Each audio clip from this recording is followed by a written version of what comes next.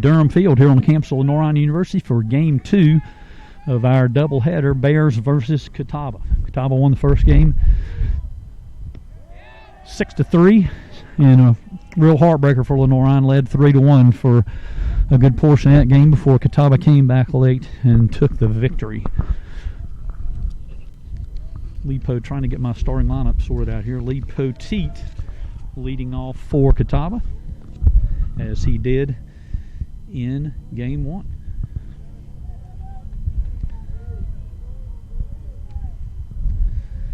Counts 2-1.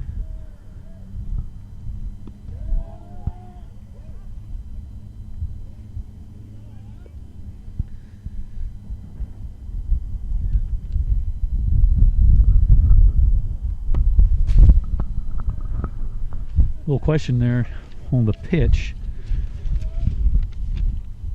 from the Lenoir-Rhyne pitcher starting this game for the Bears.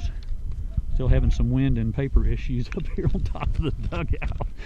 Tanner Moyers starting for Lenoir-Rhyne, and Poteet beats the ground ball out at first for an infield hit to lead off for Catawba.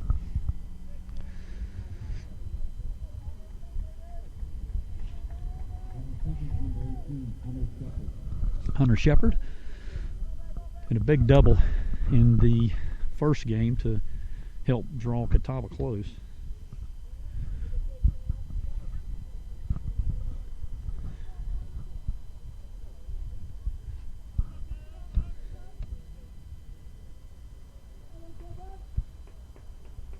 Moyers comes set as Shepard steps to the plate. Lead off infield single by Lee Poteet. Catawba has a runner on first. Nobody out here in the top of the first.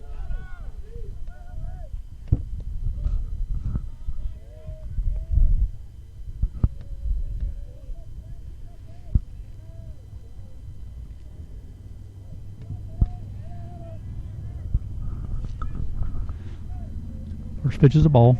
Moyers comes set. Shepard at the plate. Low. Ball 2.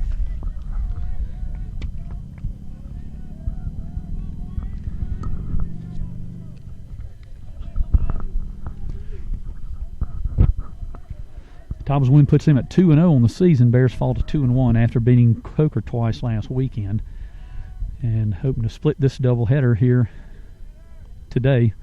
Another doubleheader tomorrow against Catawba. Those games, I believe, will start at 1 o'clock. A little bit different format for the South Atlantic Conference this year. Typically, it's a 3-game conference series each weekend. They're playing 4 games this year. Instead of a doubleheader on Friday and a single game Saturday, they're playing doubleheader Saturday, doubleheader Sunday, I think is the standard schedule moving through this spring. So, like everything else we've been dealing with the last almost a year, just some alters, changes in scheduling, trying to get games in and just play fewer teams, more games, and make it easier to handle everybody's COVID protocols and things like that. 3-1 count now on Hunter Shepard. Tanner Moyers goes to first, tries to keep Poteet close. Good base runner, Poteet. We saw that in Game 1.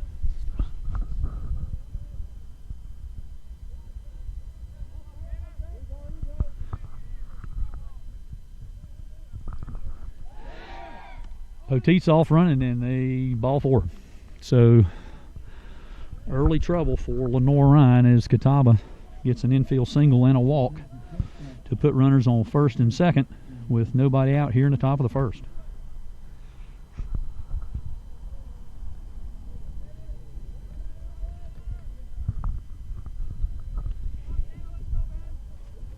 Jeremy Simpson comes to plate for Catawba.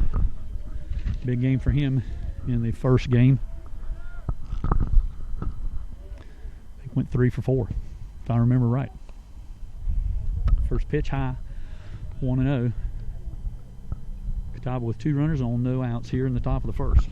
This will be a 9-inning game. The last game was a 7-inning game that went 8 as it was tied at 3 at the bottom of the 7th. This will be a traditional 9-inning game.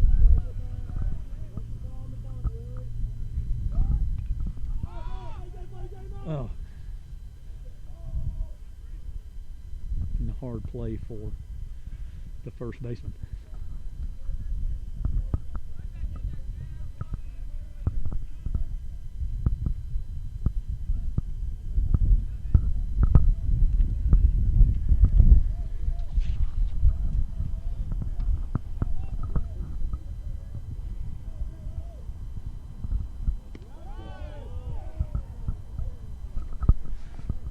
One and one.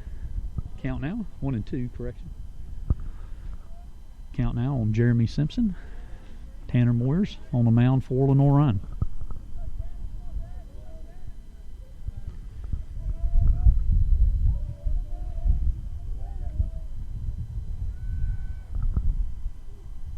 Moyers steps off.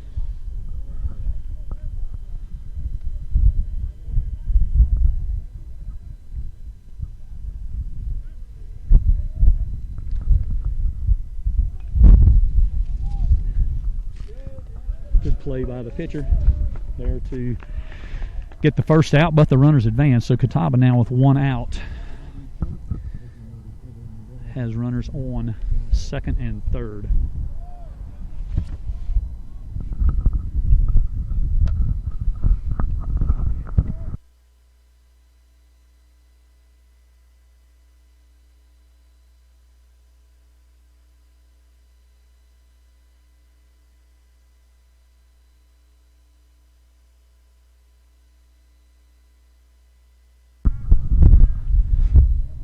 First pitch ball from Moyers. Cameron Morrison at the plate for Catawba.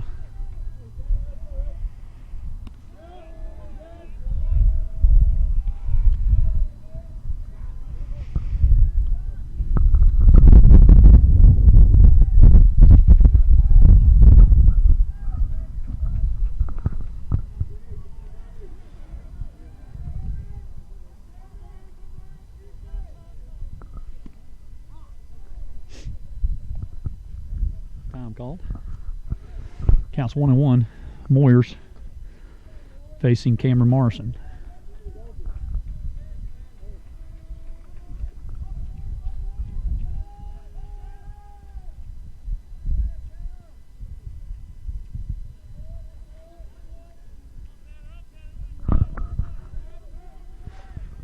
Moyers looks in a little bit of a trouble here in top of the first. Catawba with runners on second and third, only one out.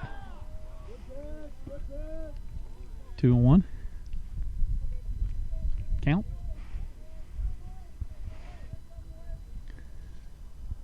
Moyers trying to settle in a little bit. Infield hit by Poteet and a walk to Hunter Shepard. Then the runners advancing on the ground out by Jeremy Simpson.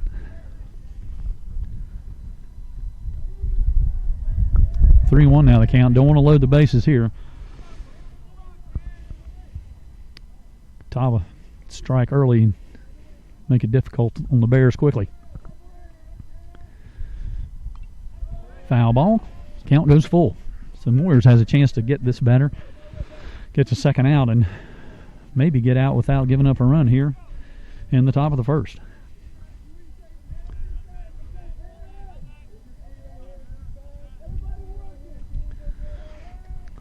Likes the pitch call, gives him a nod, and here's the pitch. Ground ball to second. Runner's going to score, but for Linda, throws out Cameron Morrison for the second out. So the ground ball gets Poteet home from third. Hunter Shepard advances to third. So Catawba now 2 outs and a runner on third. Henderson Lentz, who did not play in the first game, stands in for Catawba.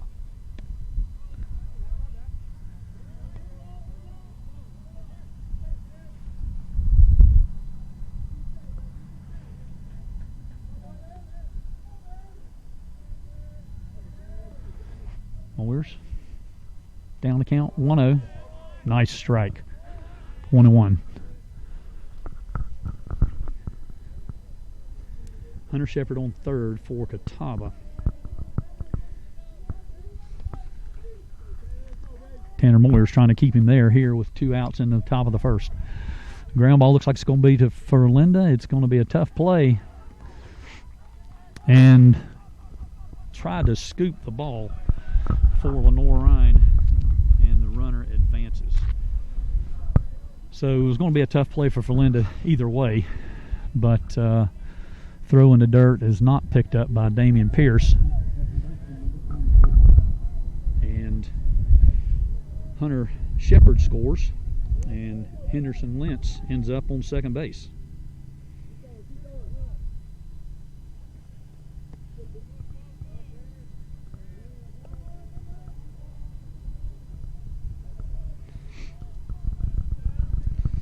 Warriors now down 2-0 here in the top of the first. Joe Butts at the plate, second baseman for Catawba.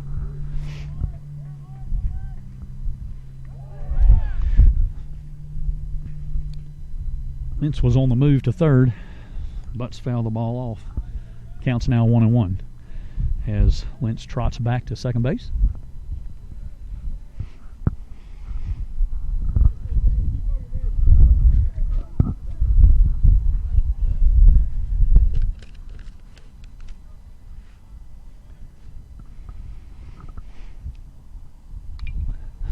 Butts grounds the ball right up the middle, just past David Bell at shortstop, and Lentz will score easily from second. Little bobble there in center field by Drew Galassi, but Butts has to stay at first. So, single by Joe Butts keeps the inning going for Catawba. Runner on first now. Catawba up 3-0, top of the first, 2 away. So Moyers can't quite seem to get settled in here against the 8th-ranked Catawba Indians. Goes to first.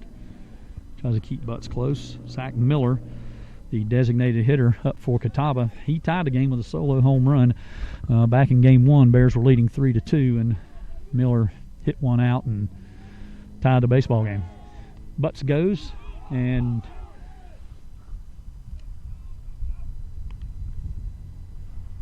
Clarno is unable to come up with a ball. Butts is able to advance to second on the steal.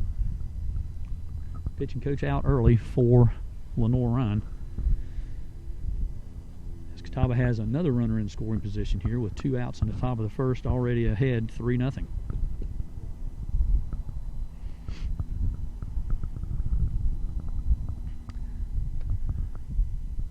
This will be a 9-inning game scheduled.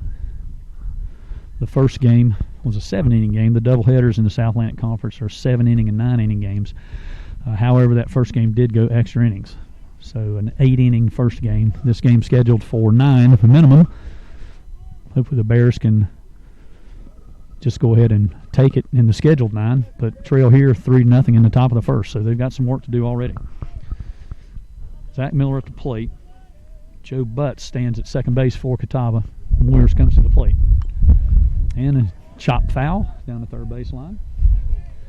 Count goes to 1-1. Nice sunny day, a couple of little clouds here and there, but overall beautiful day here in Hickory, and beautiful field here at Durham Field on the campus of Lenoir-Rhyne University. Miller chops another one foul towards the Bear dugout. Count goes to 1-2.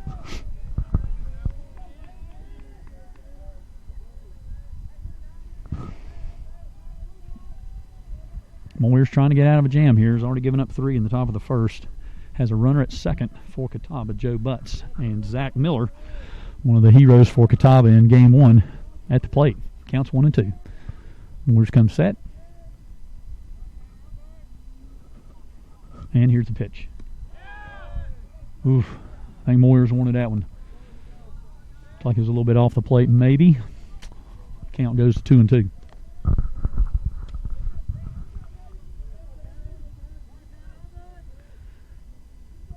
Moyers come set. And there's a shot right to Will Jones at third base. Nice grab. And the Bears end the third on a line shot to the third baseman and are able to get out of the inning. Unfortunately, though, Catawba strikes first and gets 3 runs to start this Game 2. As we go into the bottom of the first, Catawba leads Lenoir-Rhyne 3-0. You're listening to Lenoir-Rhyne Baseball.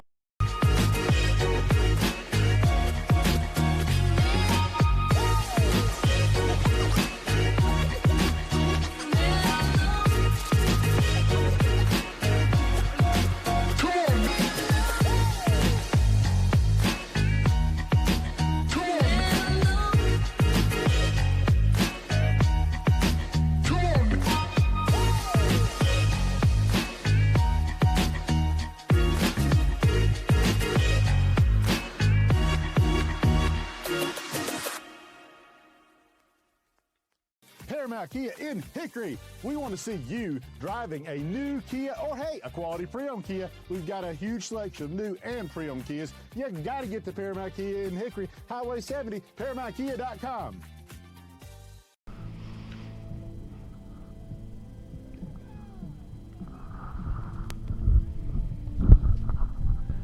And welcome back here to Lenoir-Rhyne University. We're at Durham Field where the Bears are in Game 2 of a South Atlantic Conference doubleheader.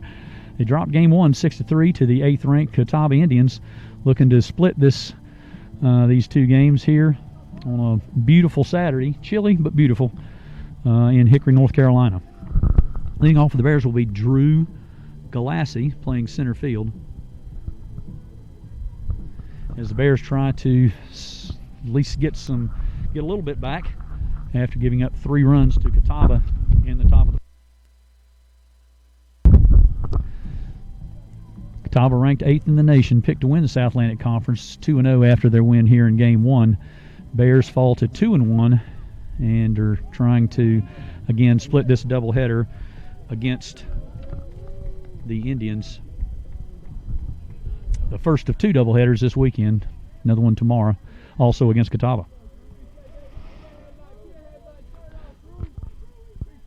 Lassie at the plate. Greg Brown is the starting pitcher for Catawba.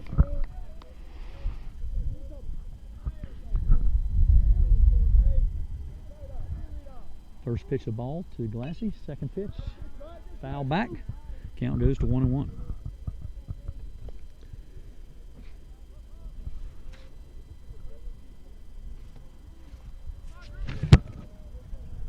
Will Jones on deck, followed by Matt Mackey for the Bears.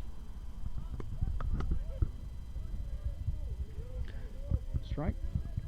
Count goes to 1-2 for Galassi. The Bears trail here early, 3-0. Just got a little bit of it. Might have caught a piece of the umpire too. He steps back. So Galassi stays alive, 1-2.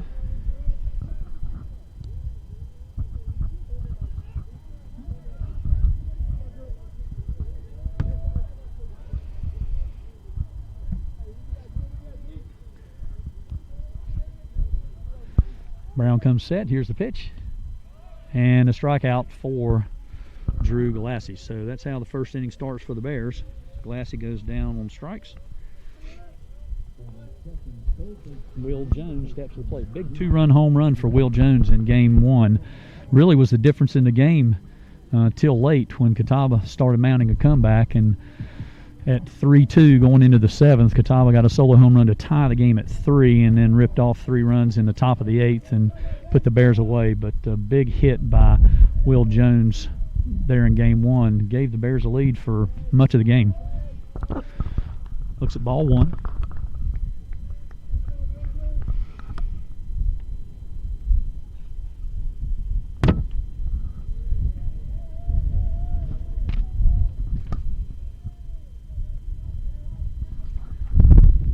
Pitch to Jones, takes it in the, I was about to say in the dirt again. It's going to take some getting used to. It's not in the dirt anymore, it's in the turf. But 2-0 count now for Jones. There's a little bit of leeway here at the plate on the batter's count. Low again, 3-0.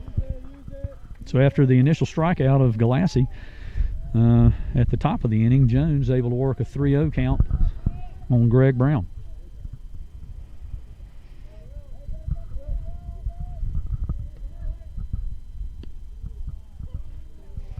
a strike. 3-1.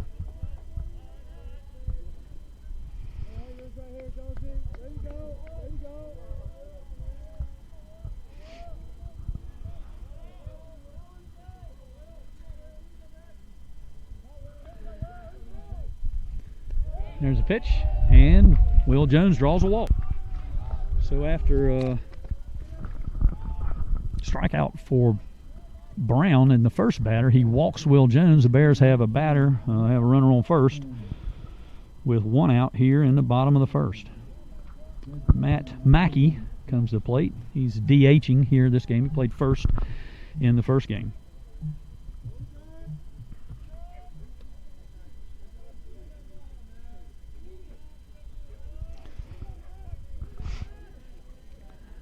Mackey stands in. Will Jones at first for the Bears. Pitch is high and ball one.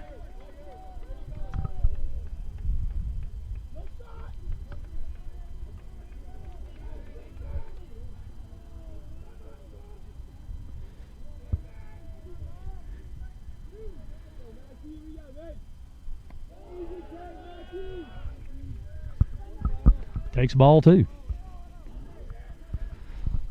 So all of a sudden, Greg Brown having a little trouble finding the plate.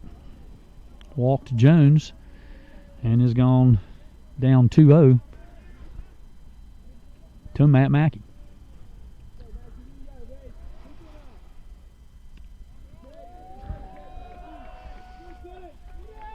Well, now down 3-0.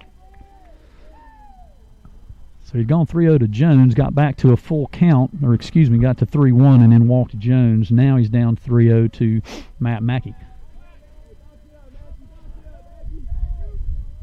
Here's the pitch. And ball four. So 7 balls and 8 pitches for Greg Brown. He looks a little bit upset that he didn't get that call. Catcher and the pitching coach for Catawba go to the mound.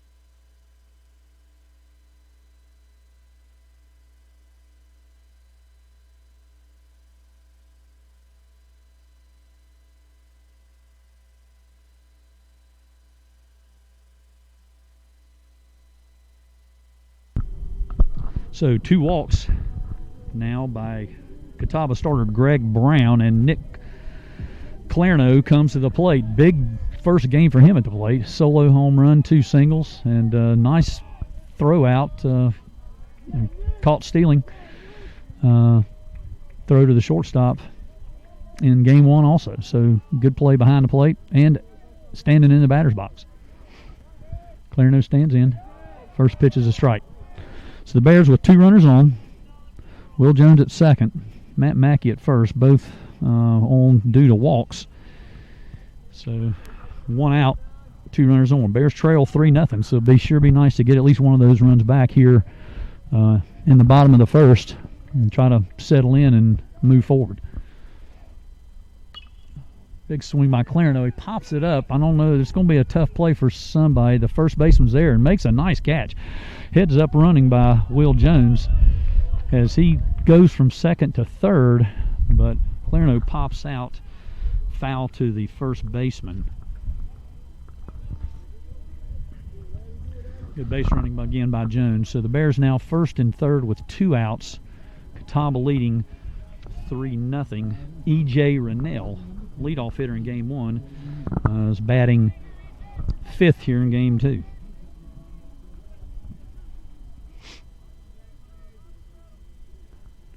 Nell had a hit in the first game and then was caught stealing. Steps in, a little high on that, ball 1.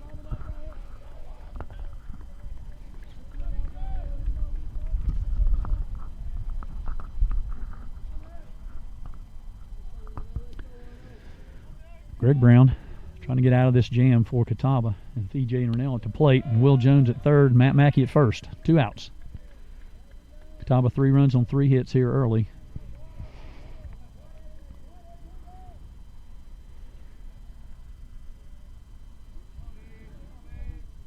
Rennell settles in. And here's the pitch. High and tight. 3-0. So Brown still having a little trouble with the strike zone. 2 walks already this inning, and now 3-0 count on E.J. Rennell. If Rennell were to walk and load the bases, Connor Smith would be next for Lenoir-Rhyne. Here's the pitch. And down the middle. Count goes to 3-1.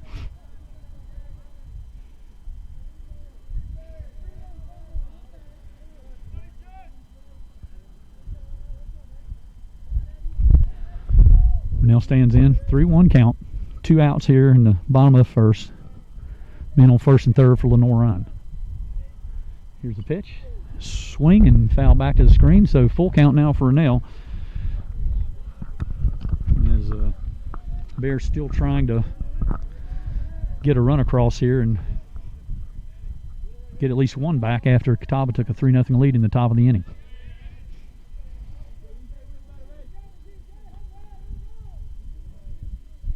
And here's the pitch. Low. Bases loaded now as Rennell walks. So 3rd walk of the inning for Greg Brown. And he's throwing a lot of pitches.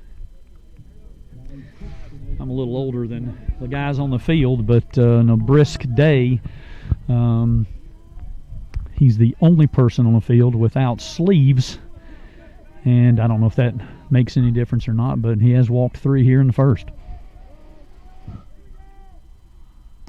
There's a swing and a miss as Connor Smith steps in for Lenoir-Rhyne. Pinch hit in the first game is starting here in game 2 in right field, I believe, as Will Jones moves to third base. Swing and tipped back to the screen. So after walking 3 batters, Brown goes 0-2 to Connor Smith and has a chance to get out of this jam. Bears have the bases loaded, but 2 outs here in the bottom of the first.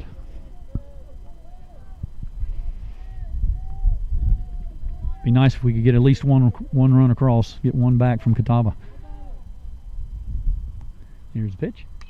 And a nice hit, solid, but the second baseman's going to be able to pick that up and throw out Smith at first. And the Bears, after loading the bases, come away empty here in the bottom of the first. So as we go. Everett Chevrolet Buick GMC is ready for another exciting football season. Everett has been a proud sponsor of the Lenoir-Rhyne Bears for 25 years, and we wish the Bears a safe and successful season. And August means it's all systems go for another winning season with the Carolina Panthers. We had a tradition of winning in the Carolinas, and when you want to be a winner in the car, truck, or SUV game, come see the sales and service champions at Everett, because if you didn't get an Everett deal, you dropped the ball, baby. Woo!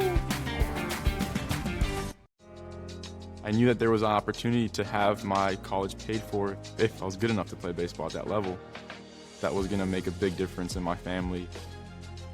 D2 baseball gave me an opportunity to play at a high level and to get an education that's going to be valuable for me throughout the rest of my life. I chose to take my experience of being a student athlete and pursue that within my career and to get a master's degree.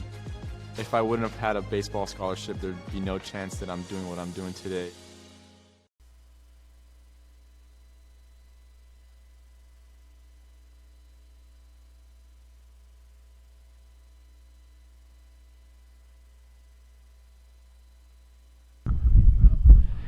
And welcome back to Lenoir-Rhyne University, Durham Field, here on the campus of Lenoir-Rhyne.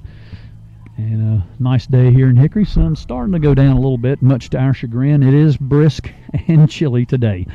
Bringing you today's action from the top of the Bears dugout. And mentioned in the first game, if you hear a crash at some point, might be Joe falling backwards off the dugout. It's sort of slanted down behind me, so it's a tad awkward, and I'm kind of clumsy at times, so hopefully we'll stay upright here in this game 2. And foul ball to Jake Roden, who leads off the second inning for Catawba. Catawba leads 3-0. 3 runs in the first. Infield hit, walk, error contributed to that. But Catawba ended up pushing 3 runs across and lead here 3-0.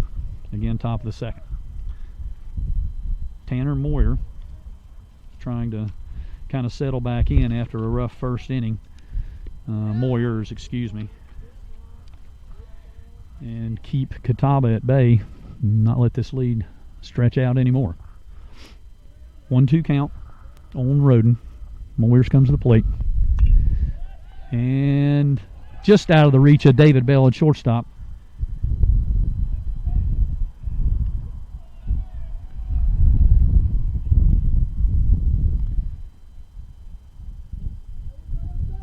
And the Bears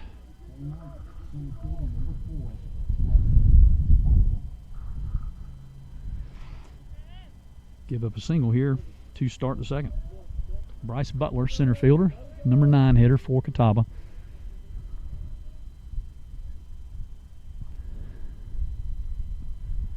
Here's a pitch, and it's a strike from Moyers.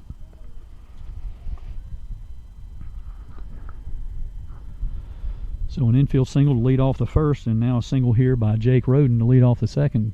Catawba putting the bat on the ball here in game 2. Moyers over to first. Wants to keep Roden close. Can't let this game get too out of hand early. Bears hit the ball well in the first game. A couple of big home runs. And there's a strike. Count goes to 0-2. We're early on, top of the second.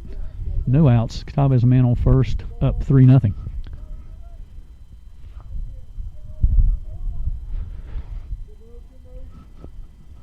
Moyers goes to first again. Has a count 0-2 to Bryce Butler. Butler stands in. Here's Moyers. Comes to the plate. Pitch is low. Count goes to 1-2.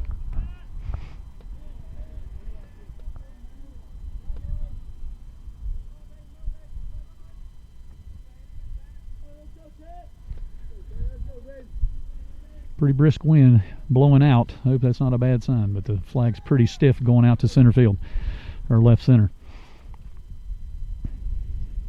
Moyers again to first. Trying to keep Roden honest over there. Comes set. And here's the pitch. Fouled off by Butler. So he's able to stay alive. Counts at 1-2.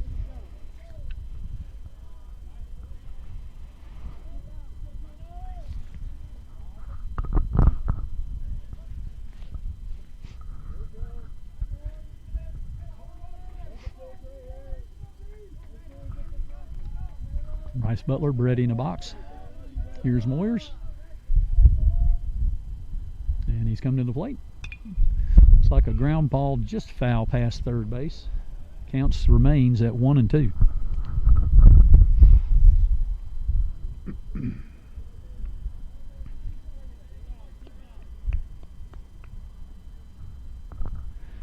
Jim Gant here in the coach's box at third base for Catawba, long-time successful head coach for the Indians. Father coach there too, if I remember correctly. So he's carried on that tradition. Well, Moyers to first. Roden goes back safely. And a 1-2 count here to Butler. Nobody out here in the top of the second. Catawba with man on first. Here's the pitch. A little bit high. Count goes to 2-2.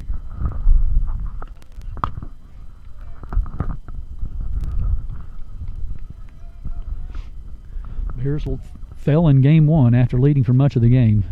Home run by Zach Miller of Catawba tied the score in the seventh. Bears were unable to get a run in the bottom of the seventh, and Catawba burst out for three, and Roden is on the run to second and slides in with no throw. So the pitch was a ball, and the count goes full to Butler, with Roden now on second base following the steal.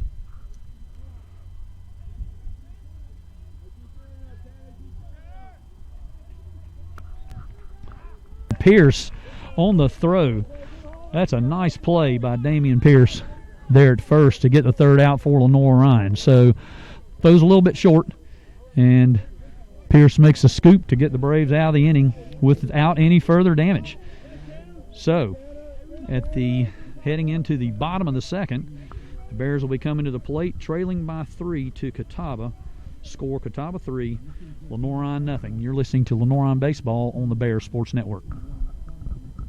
Break great with Carolina West Wireless. Great new phones and a great customer experience, all on our great nationwide high-speed network. Stop by today and get big savings on select Samsung smartphones, like $350 off the Samsung Galaxy S20 and S20 Plus, and $350 off the Note 20 and Note 20 Ultra. The great savings continue with 4 lines of unlimited data for just $35 a month per line. Celebrate great savings and go stay connected wherever your travels take you.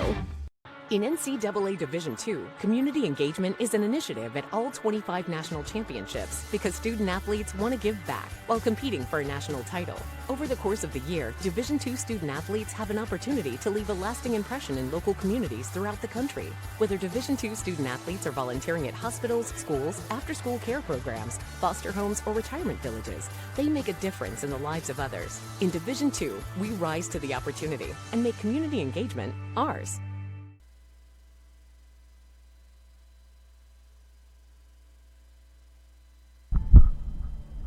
And welcome back. Thanks for joining us today for Lenoir-Rhyne Baseball. We're in the second game of a South Atlantic Conference doubleheader, Bears versus the Catawba Indians. Catawba took the first game 6-3. Bears looking to split here in the Saturday doubleheader. There'll be play another doubleheader tomorrow. Tentative start time of that will be 1 o'clock. Damian Pierce, who made the nice play at first base on the short hop throw, to get the last out of the frame, was at the plate and quickly popped out to the second baseman. So one quick out for the Bears, 1 pitch, 1 out, and Xander Ferlinda comes to plate for Lenoir-Rhyne.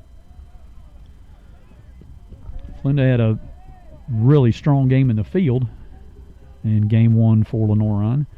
Steps in the plate here, starting at second base. Pitch is high. Count 1-0. Greg Brown, the Catawba starter, had some control problems in the first inning. Walked 3, but got out of a jam, left the bases loaded on a ground out to second base. But threw a lot of pitches and a lot of balls there in that bottom of the first inning. So we'll see if his control is a little better here. So 1-1 count, 2 for Linda. Like a changeup and a strike. Count now 1-2 to the Lenoir-Rhyne second baseman.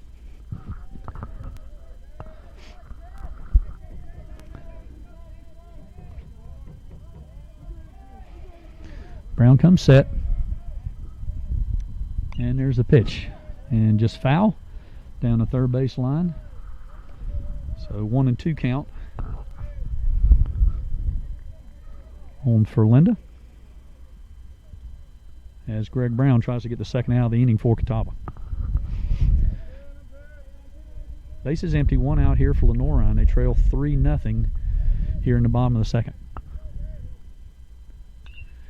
Kind of reached out for that one. Looks like it's going to fall foul. I don't know if the right fielder can get there. No, he doesn't. Kind of scatters some Catawba players out there in the bullpen.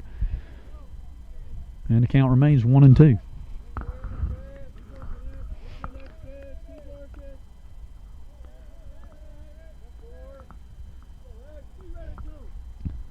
Head coach Chris Ramirez down here in the coach's box for the Bears, giving some encouragement to Sander for Linda.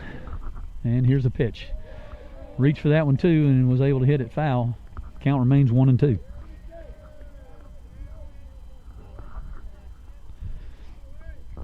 Alex Shirazi started the first game for the Bears and pitched very well. 6 innings, only gave up 2 runs before things kind of fell apart for the Bears in the 7th and 8th. Nice poke. Looks like it could get to the gap for Linda. No, nice play by the right fielder from Catawba. He's able to get over there and make the catch. 2 outs now on the fly ball to right center, and that will bring David Bell to the plate.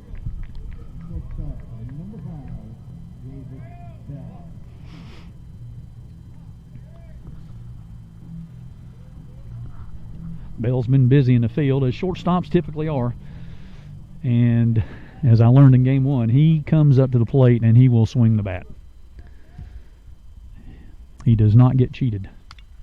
And there's a grounder to his counterpart, the shortstop from Catawba, and an easy 1-2-3 inning for Greg Brown for the Indians. So the Bears go down in order here in the bottom of the 2nd. As we go to the top of the 3rd, it's Catawba 3, Lenoir-Rhyne nothing. You're listening to Lenoir-Rhyne Baseball on the Bears Sports Network.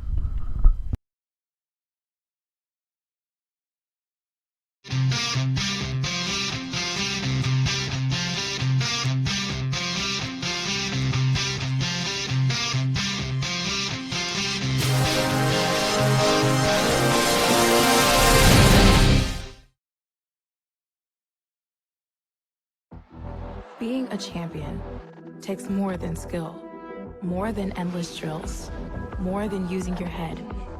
Being a champion takes the heart to give it your all, the agility to thrive from any angle, and the relentless drive to be the best. Welcome to Division 2, where the pursuit is yours to create, and the question isn't, can you do it? It's, will you?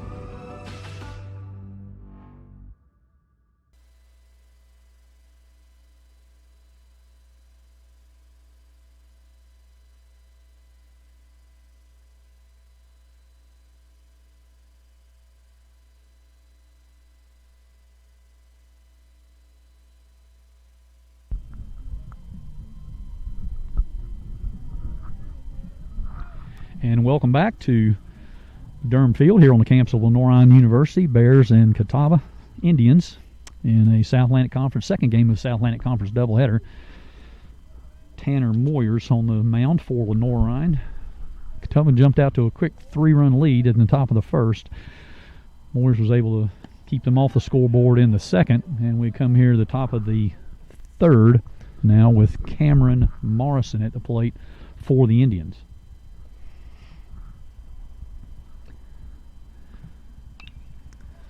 Ground ball to 3rd. Will Jones with the play, and he gets the ball to 1st. Nice snag by Damian Pierce. And quick one away for Lenoir-Rhyne. Henderson Lentz, now the batter for Catawba. He reached on an error in the 1st and ended up scoring on a single by Joe Butts later in that frame.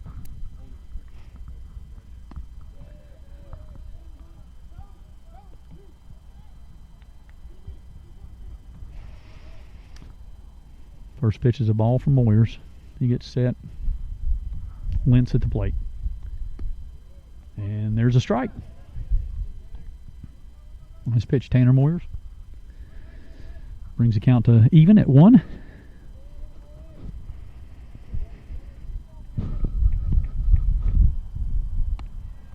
Looked a little bit inside. 2-1 count now on Henderson Lentz.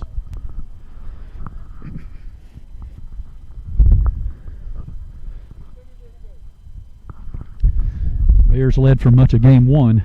They're going to have to come from behind if they're going to win game 2. Nice snag there by Will Jones at 3rd, and an easy throw. And 2 ground balls to Will Jones equals 2 outs for Catawba. And Moyers has a chance to get out of this inning fairly easily. Joe Butts comes to the plate. He singled, drove in a run, and stole a base in the 1st inning.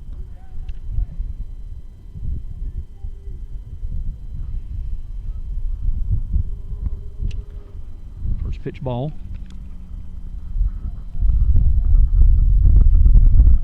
To Joe Butts. Moyers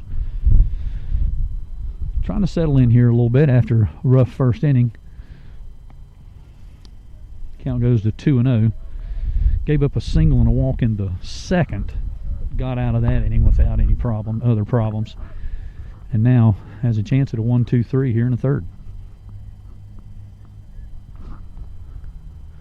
Here's a pitch.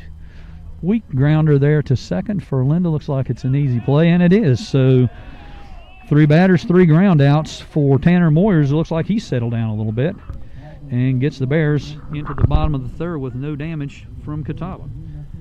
So as we head to the bottom of the third, Catawba leads Lenoir-Rhyne 3-0 here in the second game of this South Atlantic Conference.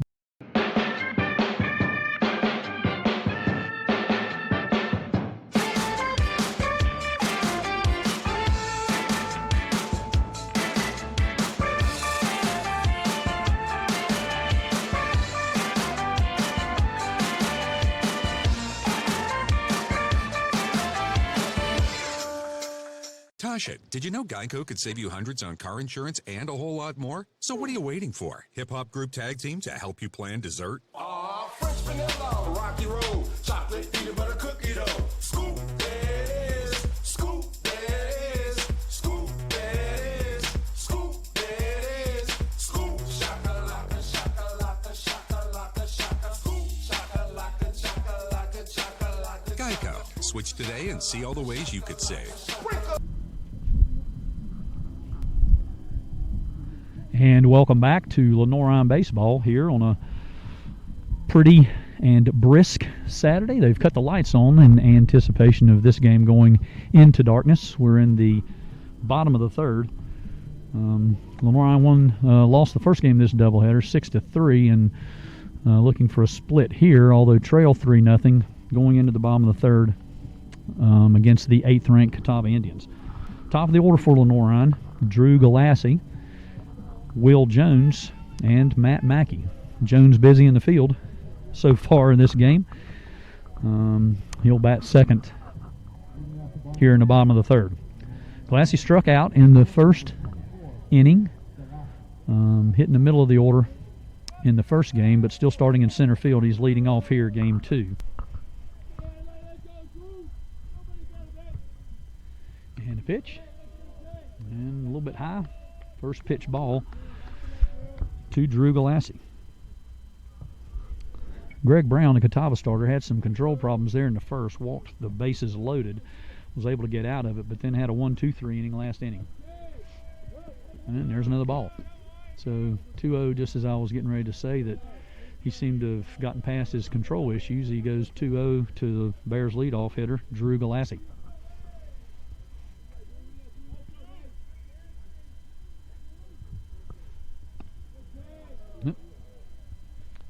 And there's a strike. Count goes to 2-1.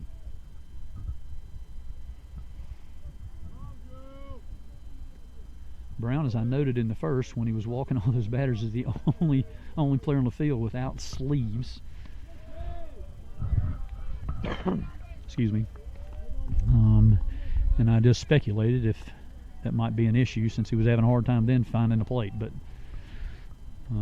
seems to have settled in, although he's got a 3-1 count, gone to 3-1 against Drew Galassi here to lead off the first. High ball to right. That could be a big, that is way out of here. Nice, long home run from Drew Galassi for Lenoir-Rhyne as they get a run back here against Catawba, trailing now 3-1. Boy, that was a shot. I'm not sure if it wasn't the line drive out of the park home run of Nick Clarno there in the first game. More like the Will Jones home run in the first game, which was just high and deep and got out there in right center near the light pole. Impressive home run by Drew Galassi as the Bears get a run back, trail now 3-1 with Will Jones coming to the plate. Of course, Jones hit a 2-run home run in the first game and was the difference keeping Lenoir-Rhyne in the lead for much of the game. Oh, a line shot. He hit it hard, was right to the third baseman. Tough break for Will Jones there on that one. hard hit, and it was almost a defensive grab by the third baseman. It got there fast. But good play there for Catawba. For the first out of the inning, Matt Mackey steps in. He walked in the first and was stranded as Brown was able to get out of a mess, walking the bases loaded there in the bottom of the first. One away here, long home run by Drew Galassi gets Lenoir-Rhyne on the scoreboard as they trail now 3-1 against the 8th ranked Catawba Indians. A little bit of hesitation on the umpire's part, but he calls it a strike, and Mackey now in the hole 0-2.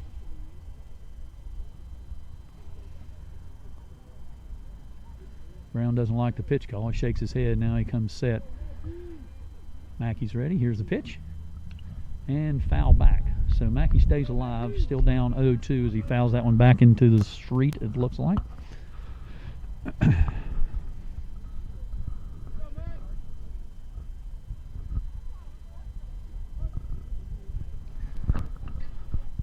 We're on trails here in game 2, 3-1, but got a run back here a batter ago as Drew Galassi hits a long home run to right field. Mackey goes down on strikes.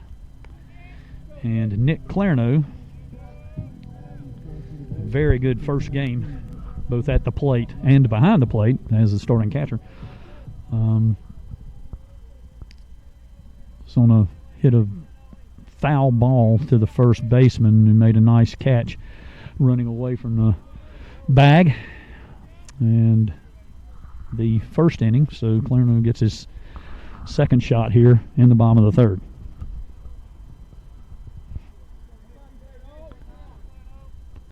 Brown comes set for Catawba. Clarno's ready, and here's the pitch. Low. Count goes even, 1-1.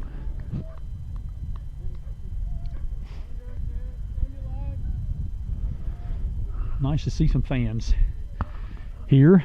Sparse by design. Social distancing en masse, and parents able to attend, and some students.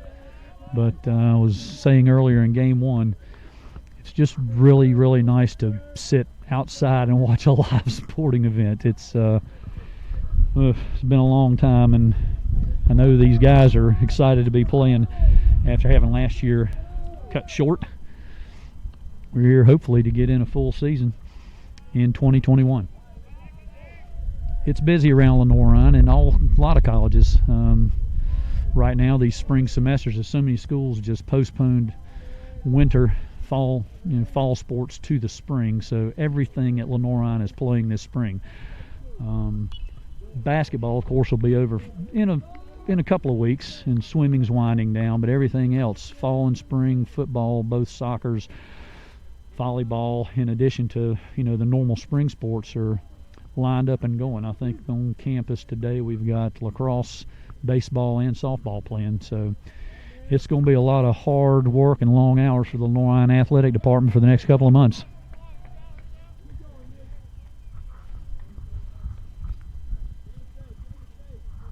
Two and two count to Clarno.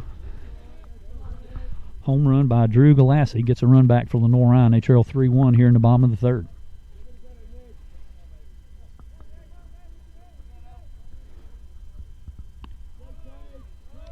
Whew. I think Brown wanted that. Clarno got the call though, and the count goes full 3-2. Solid day at the plate in game 1 for Clarno. Let's see if he can do something here with this 3-2 count. There's a pitch, and low. Brown walks his 4th batter of the game, his first since the first inning. So Bears with a base runner. Clarno at first after the walk. Leadoff home run by Drew Galassi gets the Bears on the scoreboard, and now E.J. Rennell has a chance with 2 outs to keep something going for the Bears.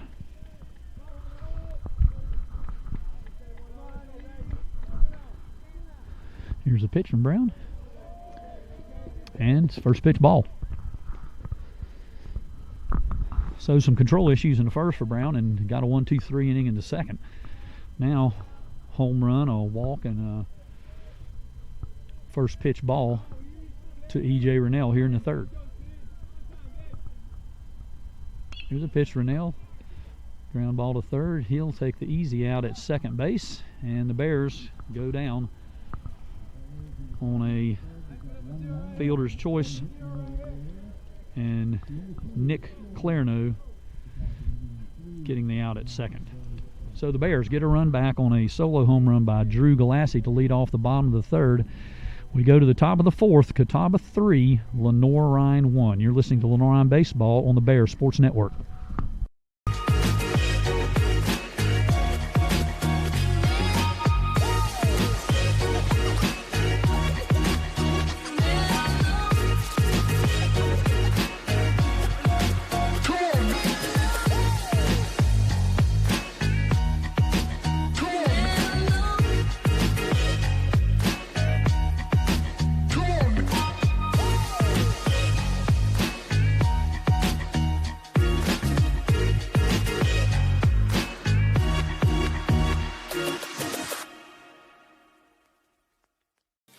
Kia in Hickory. We want to see you driving a new Kia or, hey, a quality pre-owned Kia. We've got a huge selection of new and pre-owned Kias. You got to get to Paramount Kia in Hickory, Highway 70, ParamountKia.com.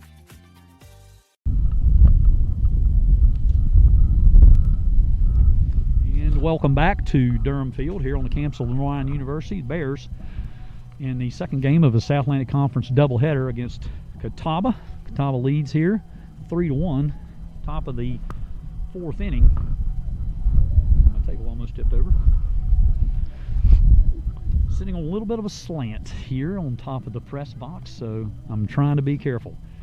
And the wind has not been a help much either. But I think I've got a system down to keep my papers from not getting blown across the field. And I retrieved my pen that got blown off the table in game one, so maybe things are sorting out for your announcer. I'm Joe Smith, by the way, and I'm pressed into duty. Volunteered, actually, since there's just so much going on for the athletic department this semester, as I was talked about in the last inning.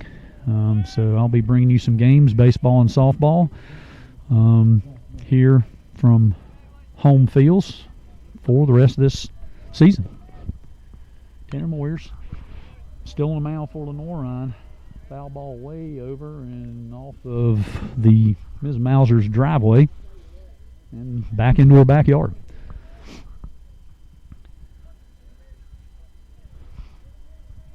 Zach Miller at the plate for Catawba. He lined out hard, hit ball, lined out to Will Jones there in the first inning. Moyers had a rough first inning, gave up 3 runs, walked a couple. Help of an error also, but was able to settle down a little bit in the second and then had a 1-2-3 inning in the third.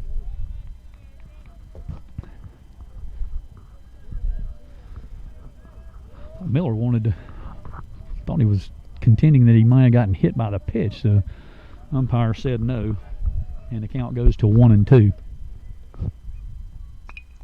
Miller reaches out, hits a weak ball to Will Jones. He's been busy at third base today. Easy catch and throw to Damian Pierce there at third, and 1 away for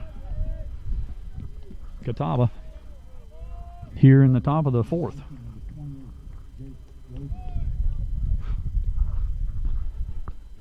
So after a rough start,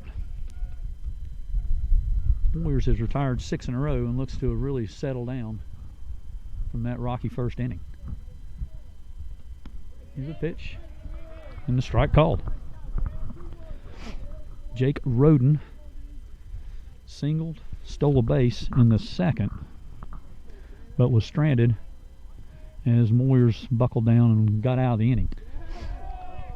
And there's a strike swing. So quick 0-2 on Roden, the second batter for Catawba here in the top of the fourth.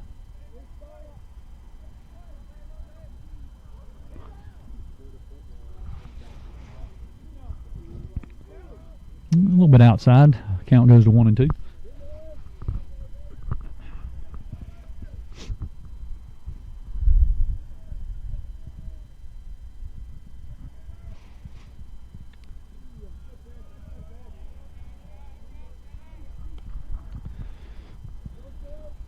Ball down in the turf. When you hear me say that, just envision prior to this beautiful field being laid, and traditionally people saying that ball was in the dirt. It's no longer in the dirt. It's in the turf here at Durham Field on the campus of Lenoir-Rhyne University.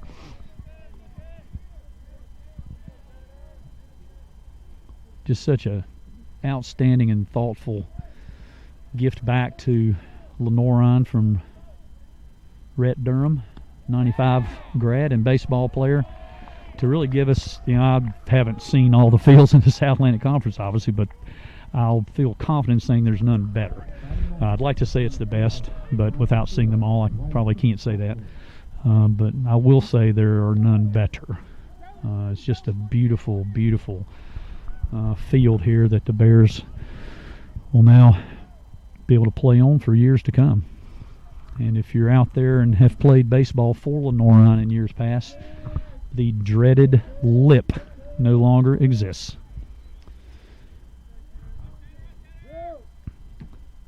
Moyer's first pitch ball, 2 outs.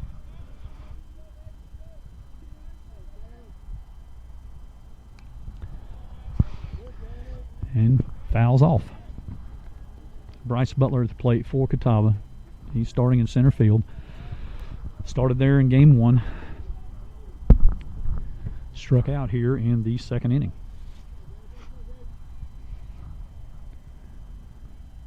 Here's a pitch from Moyers. And Butler reaches out to get it and hits a single into right field. Fielded by Connor Smith.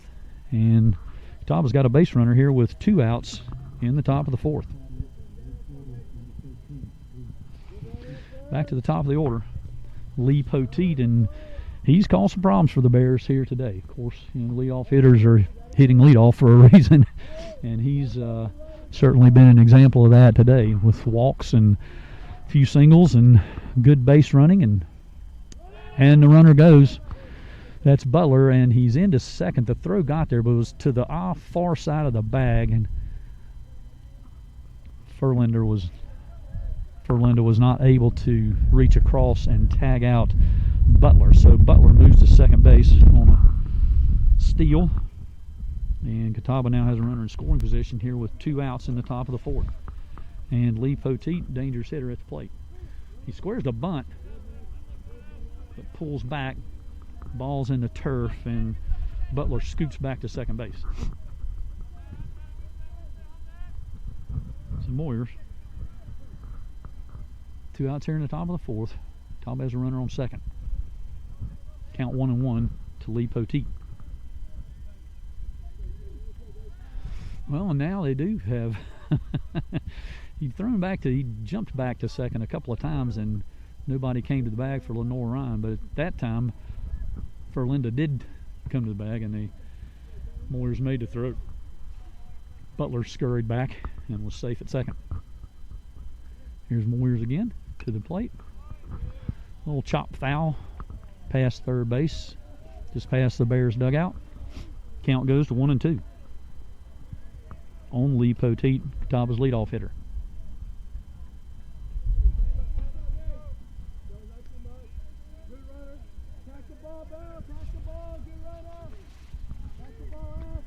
Moyers comes set. Poteet is ready, and here's the pitch.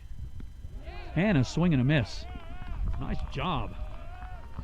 Nice job by Tanner Moyers. Strikes out Lee Poteet. That's a tough batter. So good job by Moyers there. Catawba gets a hit, leaves him stranded. Moyers with 2 strikeouts in the inning. And the Bears move to the bottom of the 4th. It's Catawba 3, Lenoir-Rhyne 1. You're listening to Lenoir-Rhyne Baseball on the Bears Sports Network. Everett Chevrolet Buick GMC is ready for another exciting football season. Everett has been a proud sponsor of the Lenoir-Rhyne Bears for 25 years, and we wish the Bears a safe and successful season. And August means it's all systems go for another winning season with the Carolina Panthers. We had a tradition of winning in the Carolinas, and when you want to be a winner in the car, truck, or SUV game, come see the sales and service champions at Everett, because if you didn't get an Everett deal, you dropped the ball, baby. Woo! I knew that there was an opportunity to have my college paid for if I was good enough to play baseball at that level. That was going to make a big difference in my family, D2 baseball gave me an opportunity to play at a high level and to get an education that's going to be valuable for me throughout the rest of my life. I chose to take my experience of being a student athlete and pursue that within my career and to get a master's degree. If I wouldn't have had a baseball scholarship, there'd be no chance that I'm doing what I'm doing today. And we're back at Durham Field here at Lenoir-Rhyne University. Bears and Catawba, South Atlantic Conference opening doubleheader for both teams. Catawba won the first game 6-3. Bears led much of the game. Catawba rallied with a run in the 6th, a run to tie in the 7th, and then 3 runs in the top of the 8th. And really kind of a heartbreaker for the Bears. Played well, led, like I said, for much of the game. Got a great start from Alex Shirazi, but fell short to Catawba there in game 1. Catawba ranked 8th in the nation. Bears looking to topple them for only the second time in the last handful of years.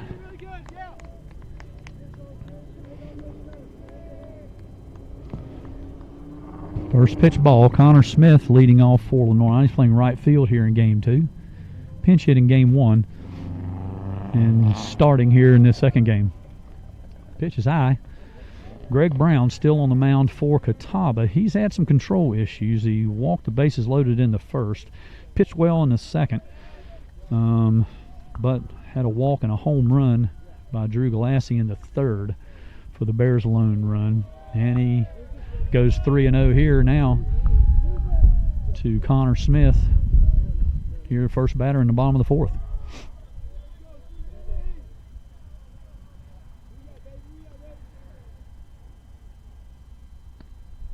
And there's a strike. Count goes to 3-1. It's Connor Smith. Looks to get things started for the Bears here in the bottom of the 4th.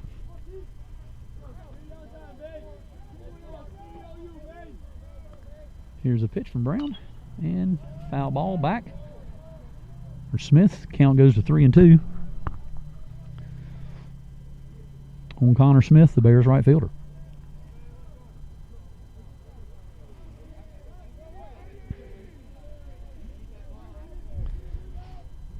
Connor and Brown just kind of staring each other down a little bit. Now everybody looks set to go, and Brown comes to the plate. And another foul ball by Connor Smith.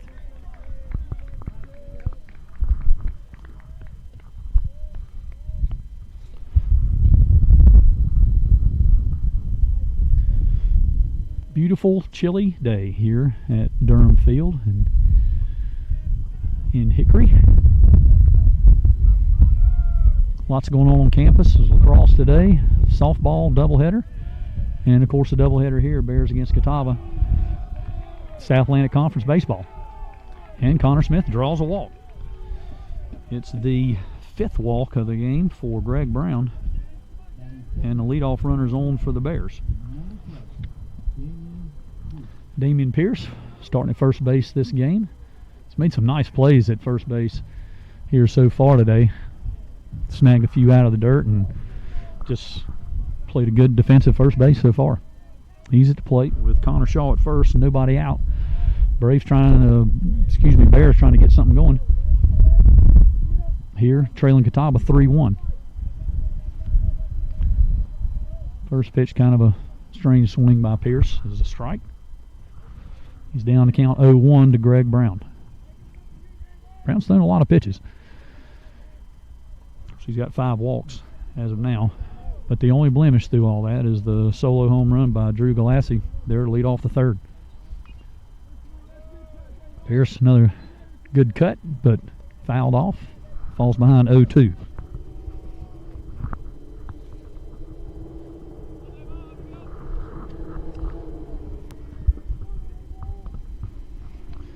Pierce stands in. He's ready. Brown looks ready. He's set. And here's the pitch. Another foul ball.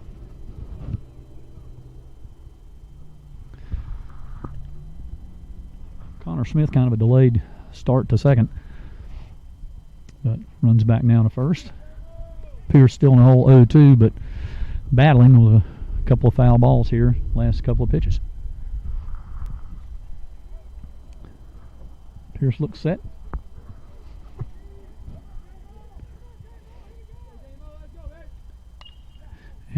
his shot. Could be a double play for Catawba as they do turn it. Second to the shortstop. Connor Smith out at second, and Pierce out at first on the 4-6-3 double play. So leadoff runner for the Bears taken out on the double play. Grounder by Damian Pierce, and with 2 outs, Xander Ferlinda comes to the plate for the Bears. Flew out to right field in the second inning, his only other at bat this second game of the doubleheader. Hits the ball to shortstop, fielded cleanly, and Ferlinda goes down on a 6-3 ground out. So the Bears, after a leadoff walk, Pierce hits into a double play and Ferlinda grounds out, and Greg Brown gets out of the inning for Catawba. So at the end of 4, Lenoir-Rhyne trailing Catawba 3-1 here at Durham Field. You're listening to Lenoir-Rhyne Baseball on the Bears Sports Network. Being busy in my garden, I got flowers to plant and beds to clean out. When I was feeling really tired and not like myself, I saw a doctor. Look at me now. The doctors were good, they worked with me, and they laughed with me. I'm back to doing everything I love. I needed a doctor, and I found an expert for my heart. Being a champion takes more than talent, more than the perfect pass, more than using your head. Being a champion takes the spirit to always push harder, the ability to overcome any hurdle, and the fire to be the best. Welcome to Division 2, where the pursuit is yours to create. And the question isn't, can you do it? It's, will you?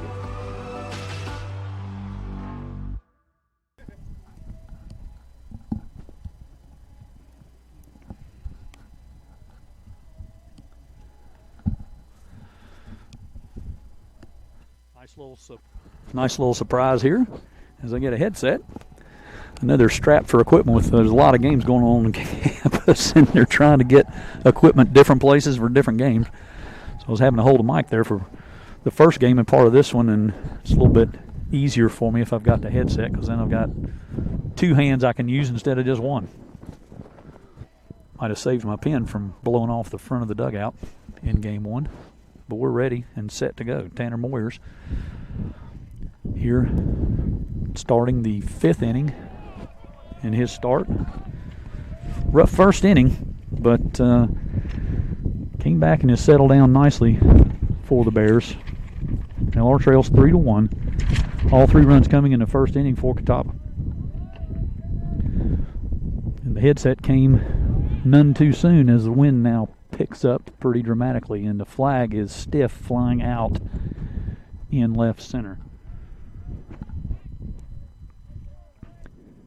Hunter Shepard, first baseman for Catawba, leads off the inning.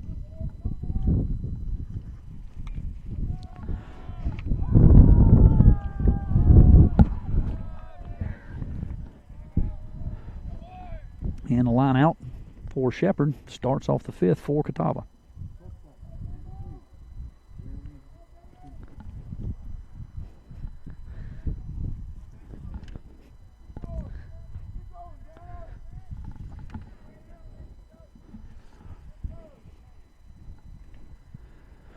Moyers, Jeremy Simpson at the plate for Catawba, shortstop. Grounded out to the pitcher, and grounded out to shortstop in his first 2 at-bats here in game 2. Catawba leads 3-1 here in the top of the 5th. And there's a strike. Count goes to 1-1 to Jeremy Simpson. Had a nice game at the plate in game 1 for the Indians. Hitless here in game 2. 1 out, nobody on for Catawba. Bears trail here 3-1.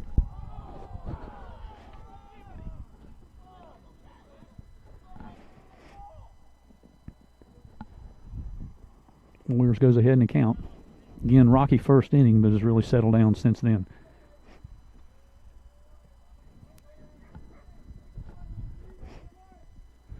Simpson, the number 3 hitter for Catawba.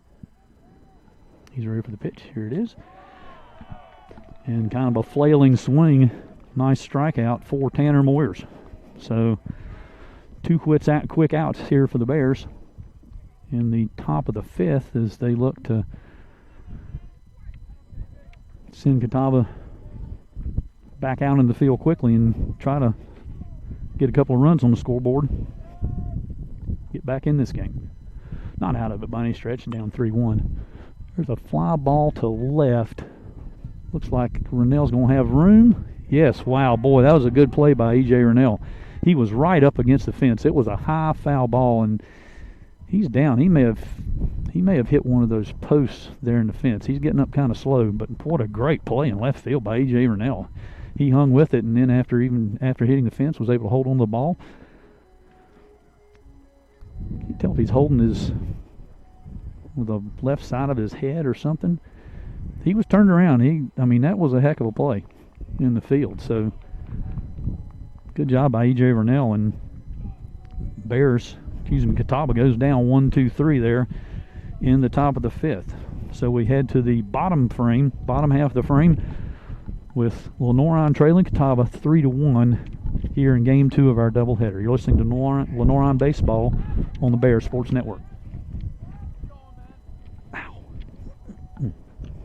Break great with Carolina West Wireless. Great new phones and a great customer experience, all on our great nationwide high-speed network. Stop by today and get big savings on select Samsung smartphones, like $350 off the Samsung Galaxy S20 and S20 Plus, and $350 off the Note 20 and Note 20 Ultra. The great savings continue with 4 lines of unlimited data for just $35 a month per line. Celebrate great savings and go stay connected wherever your travels take you.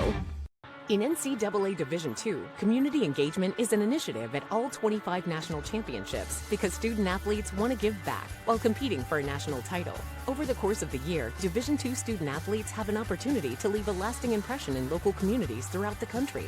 Whether Division II student athletes are volunteering at hospitals, schools, after-school care programs, foster homes, or retirement villages, they make a difference in the lives of others. In Division II, we rise to the opportunity and make community engagement ours.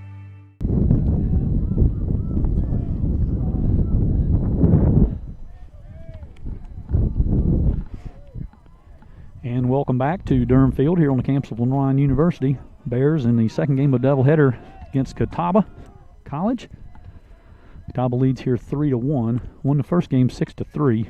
So the 8th-ranked Indians are trying to sweep the Bears, and the Bears are fighting hard to prevent that. David Bell, shortstop, leads off for the Bears. He may have taken a pitch for the first time today on that last pitch. Now he's taking 2. But is down 0-2 in the count. Bottom of the 5th here in Game 2.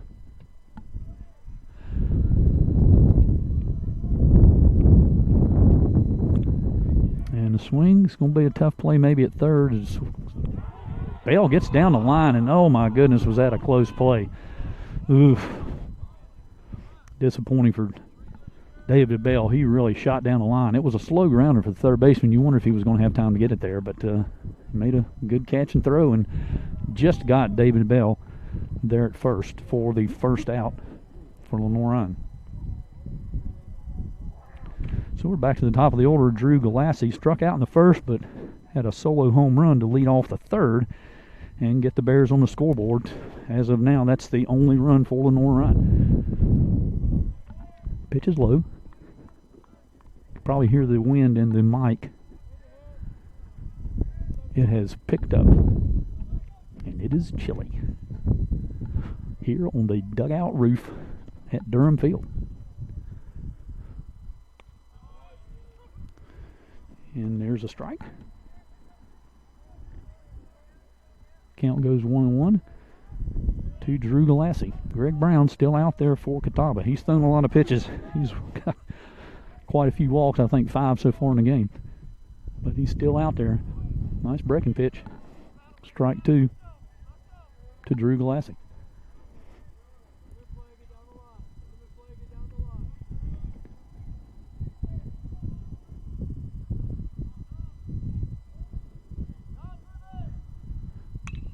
And a nice shot. Looks like it's going to get to the fence there in left center for Drew Galassi. He takes a big turn at first, goes to second. He's going to stop there with a double for Drew Galassi. So home run and lead off the third, and now a double with one out here in the bottom of the fifth. And Lenoir-Rhyne has a runner in scoring position for Will Jones. Jones, 2-run home run in the first game, so certainly capable of getting the ball out of here, whether the wind's behind him or not.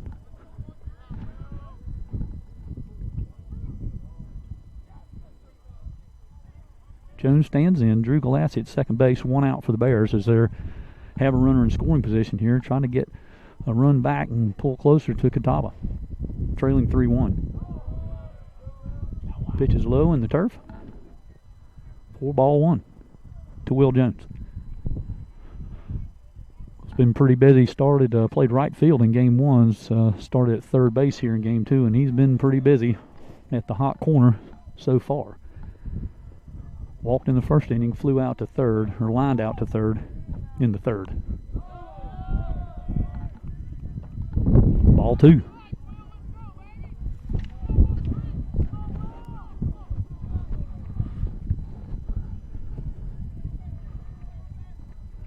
Try to get my hood up over this headset. Take a little wind off the back. And nice steal. Drew Galassi broke on the pitch. Was able to steal third. It was a little bit harder than stealing second, but he was able to get in there. Nice job, Drew Galassi. Now with one out, the Bears have a runner at third base.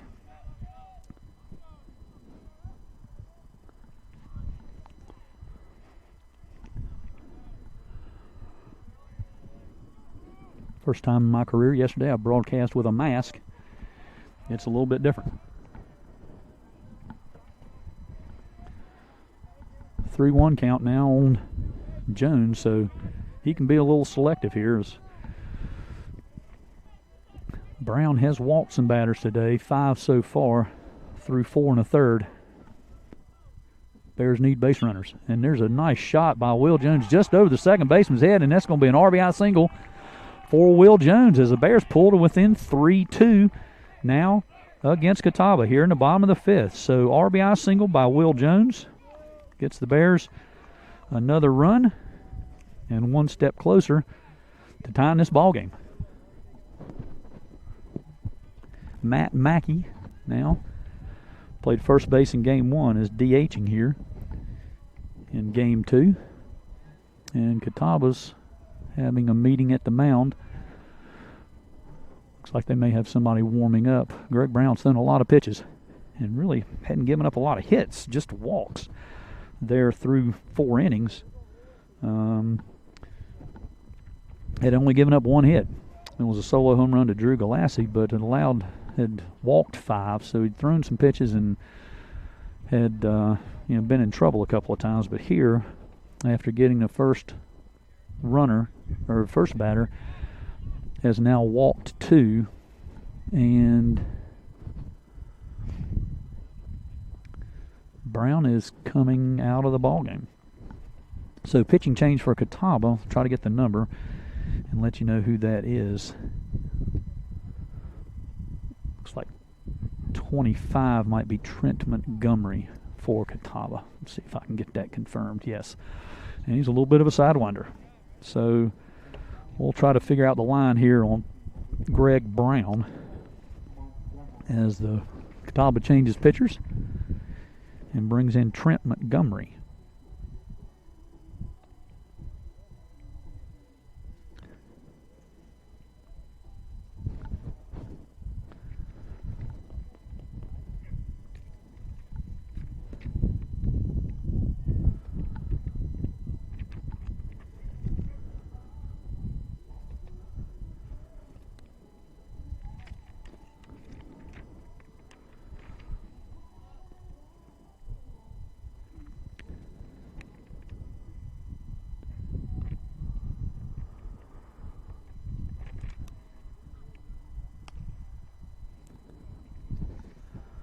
So Trent Montgomery on the pitch for Catawba. Line on Brown at his departure. 4 1/3 innings pitched, 3 hits, 2 runs, 5 walks, 2 Ks, and the runner on First base, Will Jones, is Brown's responsibility in the scoring line should he be able to come around and score, which we hope he does, as Matt Montgomery steps in. It's Trent Montgomery, the pitcher, Matt Mackey, the batter for Lenoir-Rhyne. And he fouls off pitch. As the count goes 0-1.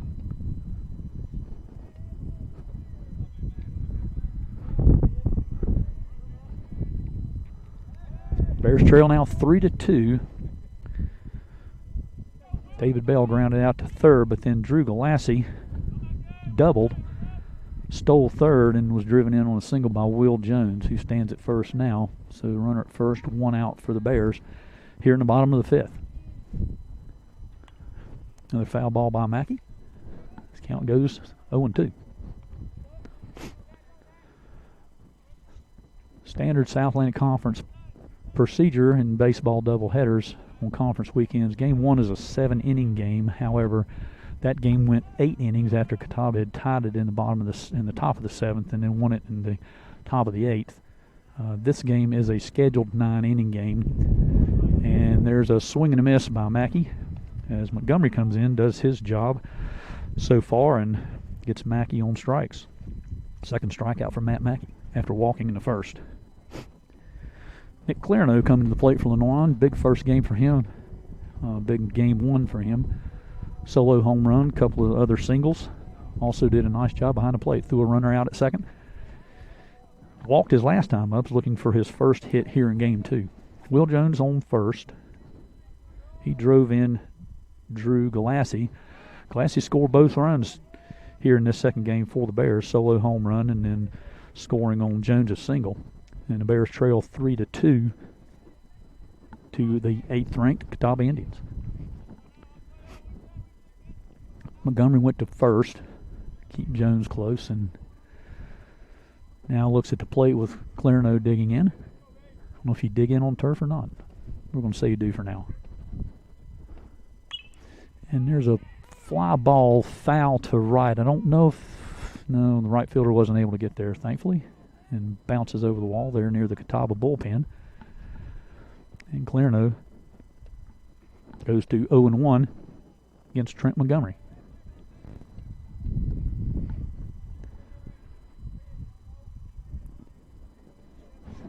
The sun's starting to wane a little bit back behind us. Could be a problem for some outfielders. We saw that in softball yesterday as the sun was setting. The first baseman for Pfeiffer made a couple of errors on really pretty easily catchable balls on infield grounders, but we realized after the second one that she was probably looking directly into the sun, which was setting over, if you're familiar with our campus, kind of behind P. Monroe Auditorium. And it was just a bad sunspot for her there for a little bit. Helped the Bears out. But I imagine some of this setting sun, you can see the center fielder and the left fielder for Catawba, they're having problems with the sun. The foul ball to left field, is it going to be able to be played? No. So it bounces over into the bullpen. I don't know if the sun would have been in play on that one, the way the ball was hit and where it was on the field, but the Catawba left fielder made an effort towards it and was not able to get there. So count remains 1-2. The Clarino. Will Jones at first base drove in a run here in the fifth, and Bears trail 3-2. Looking to add some more off the bat of Nick Clarino.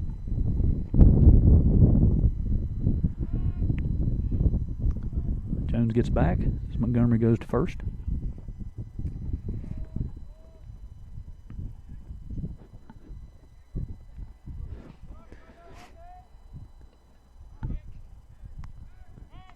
And goes to first again. Jones slides back, dives back.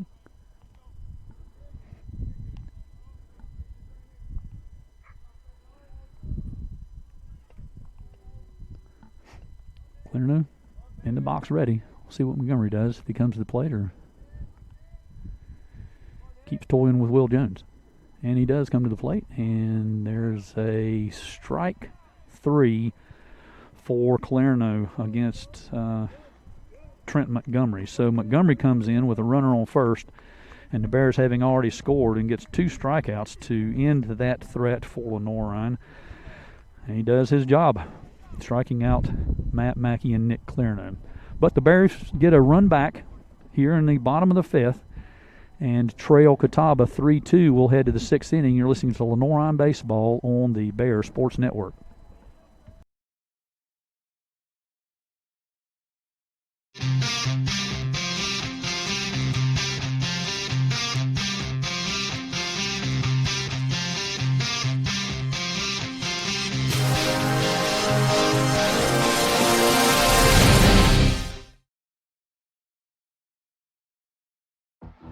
Being a champion takes more than skill, more than endless drills, more than using your head.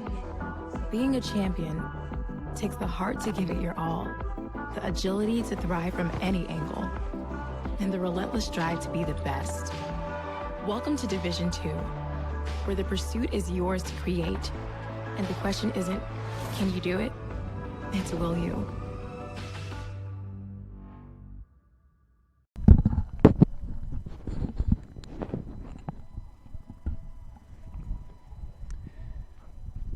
And we're back here at Durham Field on the campus of Lenoir-Rhyne University for Lenoir-Rhyne Baseball, as the Bears hosting Catawba today and tomorrow. 2 games today, doubleheader again tomorrow.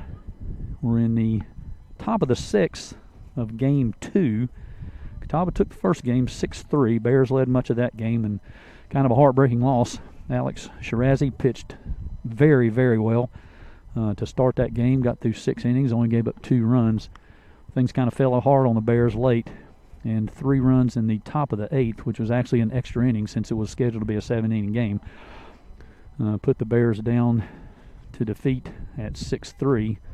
Catawba jumped out quickly here in Game 2, scoring 3 runs in the first, but the Bears bit by bit have battled back. Home run by Drew Galisi, and a run-scoring single by Will Jones have gotten the Bears back in play here, trailing only 3-2. Henderson Lentz leading off for Catawba. He fouls one back behind the Bears dugout into Ms. Mauser's yard. And here's the pitch. Ball. Tanner Moyer still on the mound for the Bears, and really after that first inning has pitched very, very well. Had 3 up, 3 down in the 3rd and the 5th. Gave up a single in the 4th, but quickly got the 3rd out. And like I said, after a pretty rocky first where he gave up 3 runs, with the help of an unfortunate error also for Lenoir-Rhyne, has settled in and done a great job. He's keeping Lenoir-Rhyne in it.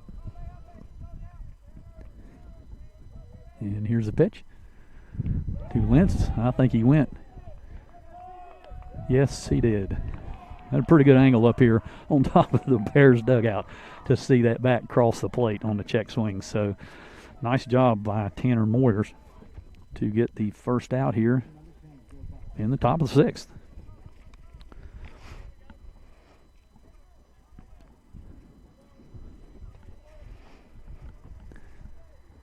Joe Butts comes to the plate, second baseman for Catawba, as Moyers makes the pitch, and strike 1.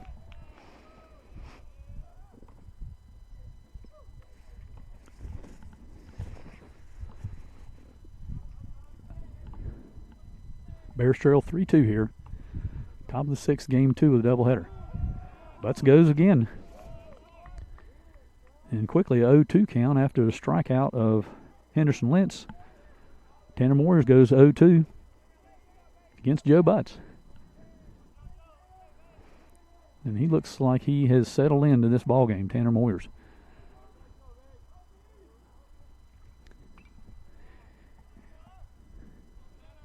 Interesting wind-up and step to the plate. Has a little hesitation in his kick before he actually comes to the plate. I don't know if that's that little hiccup is confusing for hitters or not, but a little bit unorthodox.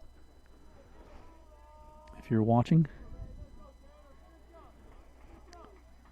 See a little kick here, and well, he didn't do it that time. So he has on some pitches. Maybe that's what makes it a little bit hard to pick up, is sometimes he does it and sometimes he doesn't. So the hitters see different approaches to the plate. And nope, they're going to say that, I guess, was a tip. So the count now, still 1-2 after that swing and miss, and I guess a little bit of a tip foul there by Joe Butts. Moyers comes to the plate. There's that hesitation. And he did go there, and the ball's dropped, and he's tagged out at the plate. So nice job by Moyers and Nick Clarino to be aware and pick that ball up and tag Butts out. So 2 up, 2 Ks, and Moyers has a chance at another 1-2-3 inning as Zach Miller steps in for Catawba. Miller, one of the Indians' heroes in Game 1, hit a game-time home run in the top of the 7th that ultimately Catawba, scoring 3 runs in the 8th, ended up winning that game after the Bears led for much of the contest. Ball 1 to Miller. Nobody on here. 2 outs, top of the 6th. Catawba leads Lenoir-Rhyne 3-2. There's a swing and a miss by Miller. And I don't want to jinx anybody, but as I said earlier this inning, it looks like Tanner Moyers has really kind of settled into this game, and he's pitching very well. Miller, though, is dangerous. We know he can take the ball out of the park. He did in Game 1. There's a little change of speed there. And Moyers gets Zach Miller look there for strike 2. 1-2. Counts in Moyers' favor. Miller at the plate. Moyers comes set. And there's a pitch. Another little wind-up difference. Fly ball to Galassi in center, and another 1-2-3 inning for Tanner Moyers. So, great job by the Lenoir-Rhyne pitcher. And Catawba goes scoreless here in the top.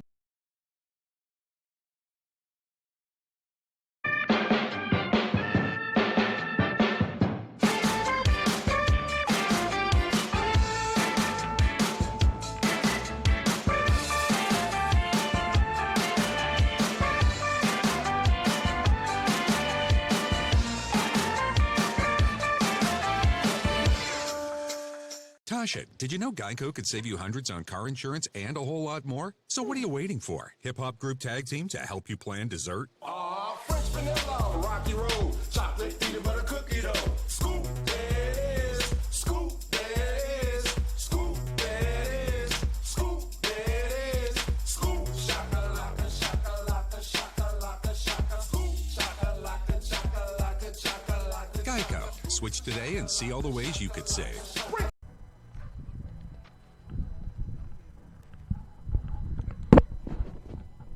And welcome back here to Durham Field at Lenoir-Rhyne University. And the Bears and Catawba in a tight ball game here in the second game of a doubleheader. South Atlantic Conference openers for both teams. Trent Montgomery, Bears threatened in the 5th, actually scored a run. Double by Drew Galassi, driven in by Will Jones on a single, the next batter. Catawba changed pitchers, went to Trent Montgomery, who promptly struck out the next 2 batters for Lenoir-Rhyne and got out of the inning. So we'll see if the Bears can get to Montgomery this inning as they trail 3-2 here in the bottom of the 6th. E.J. Rennell will lead off. Glad to see him at the plate and out in the field this past inning. Made a great catch in left field on a deep, deep fly ball from Catawba. In fact, up against the wall, and looked like he may have hit the wall when he made the catch, but he held onto the ball. He laid on the ground for just a short bit before getting up, and it looked like he was holding the side of his head. So I don't know if his head hit the top of the fence or one of the posts, but it's good to see him at the plate now and showing no ill effects of that collision with the fence. Making a great catch. Walked in the 1st, reached on a fielder's choice in the 3rd. Actually was the 3rd out in the 3rd. and pops out to the first baseman here. So Rennell looks disappointed. Maybe he's swung at a pitch he shouldn't have or didn't feel comfortable with, but flew out to first base for the first out of the inning. Connor Smith comes to the plate for Lenoir-Rhyne, starting in right field here in game 2. Grounded out to second in the first inning, walked in the fourth, and was thrown out as part of a double play on the next play. So Smith looking for his first hit of the day. Swing and fouls it back to the screen. Count goes to 1-1. Trent Montgomery on the mound for Catawba.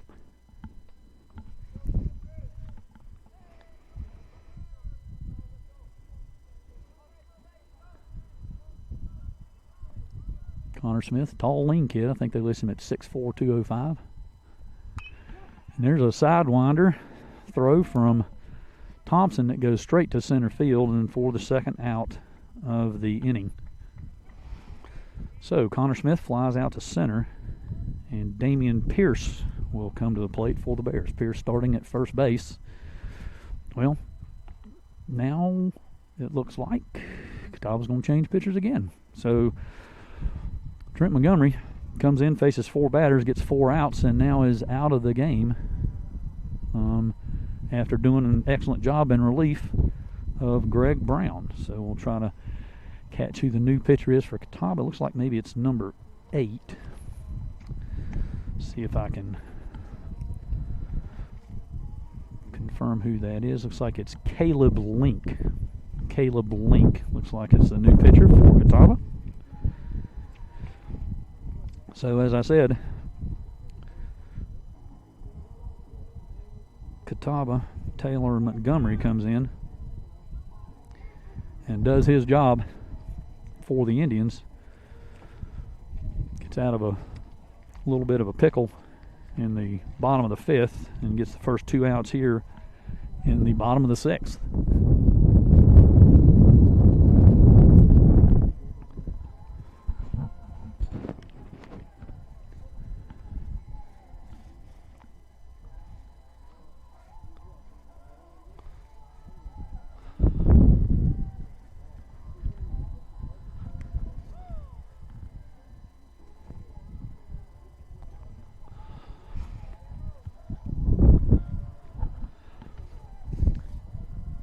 Caleb Link with his warm-up pitches.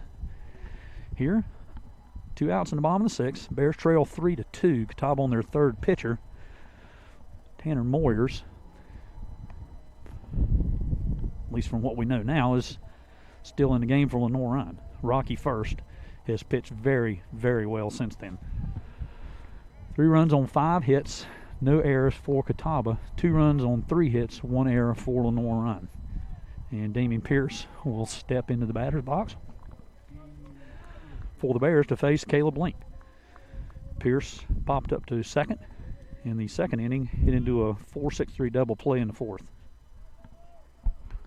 But his play made some nice plays at first base on a couple of short hop throws and stretching off the bag. He takes a first pitch strike from Caleb Link, the new Catawba pitcher.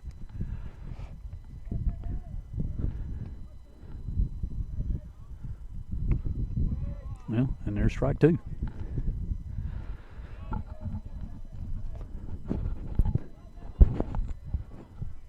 So, Pierce quickly in the 0-2 hole.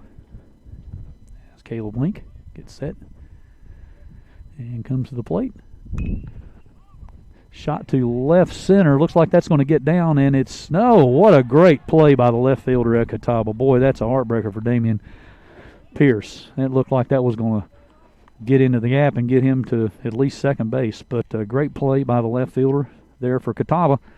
Ends the inning for Lenoir-Rhyne. So Link comes in and gets the 3rd out for the Indians. And the Bears go scoreless in the bottom of the 6th. So as we go to the top of the 7th, score here in the 2nd game of this South Atlantic Conference doubleheader. Catawba 3, Lenoir-Rhyne 2. You're listening to Lenoir-Rhyne Baseball on the Bears Sports Network.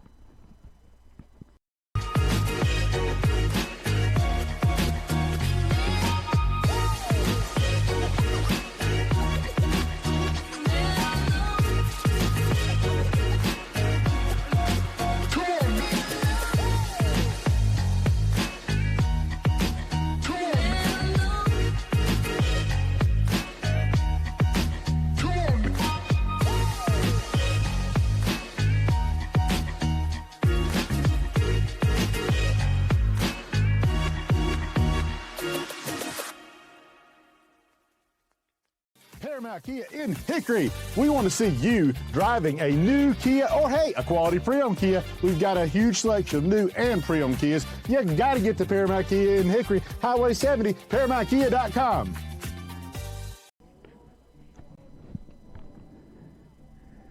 And welcome back to Lenoir-Rhyne Baseball here on the campus of Lenoir-Rhyne University in beautiful Durham Field, as the Bears are facing 8th-ranked Catawba Indians, trailing here in Game 2, 3-1. New pitcher for the Bears is Austin Blevins. Takes over for Tanner Moyers, who, once he got out of the first inning, pitched very, very well for the Bears. Moyers gave up a couple of hits and 3 runs in the first and a walk. But over the next 5, pitched, as I said, very well. Leaves the game with 6 innings pitched, 4 hits, 3 runs, all in the first inning, 2 walks and 6 strikeouts. So, again, once he got past that rocky first, he really kept the Bears in it and gave us an opportunity to scratch out a couple of runs and make this a close ball game heading into the top of the 7th.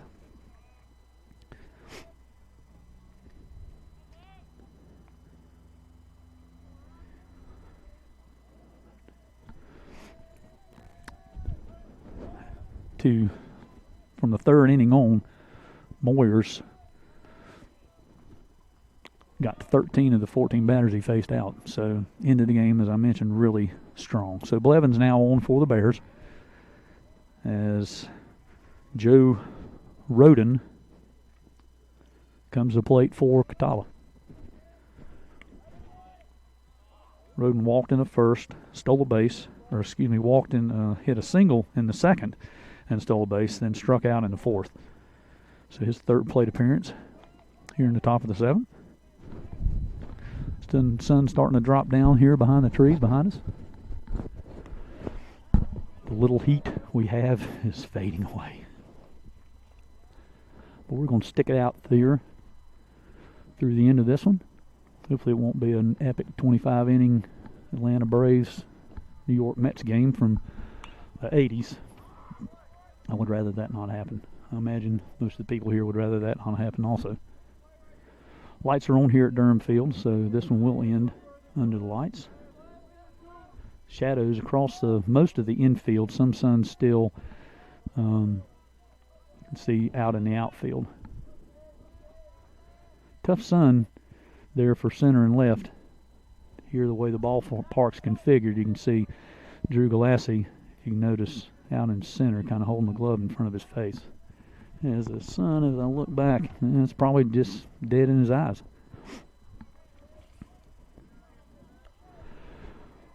Count 3-2. Blevins to Joe Roden, and Roden draws a leadoff walk. So Blevins walks the first batter he faces, and Bryce Butler comes to the plate for Catawba. Butler struck out in the 2nd, but had a single in the 4th. The only batter to reach on Tanner Moyers between the 3rd and the 6th inning.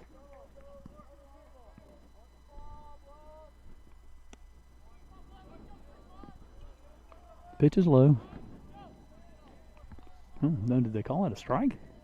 Oh, there we go. I looked at the scoreboard and it said 0-1.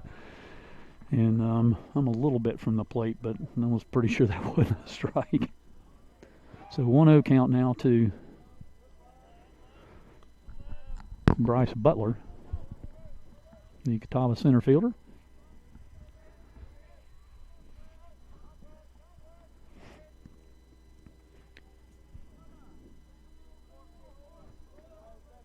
He stands in. Blevins comes set.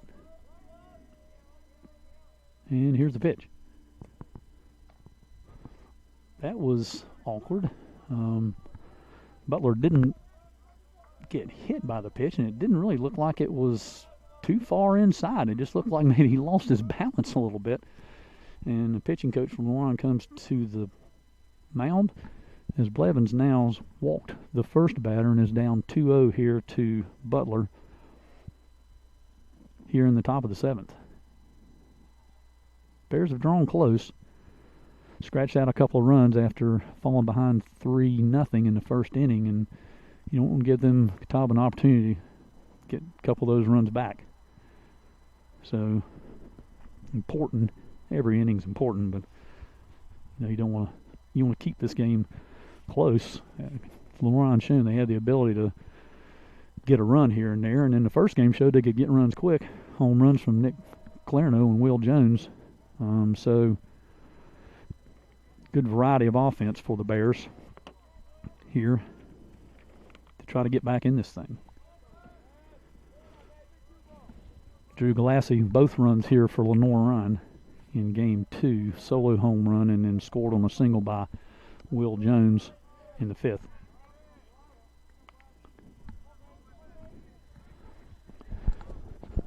Blevins goes 3-0 now on Butler.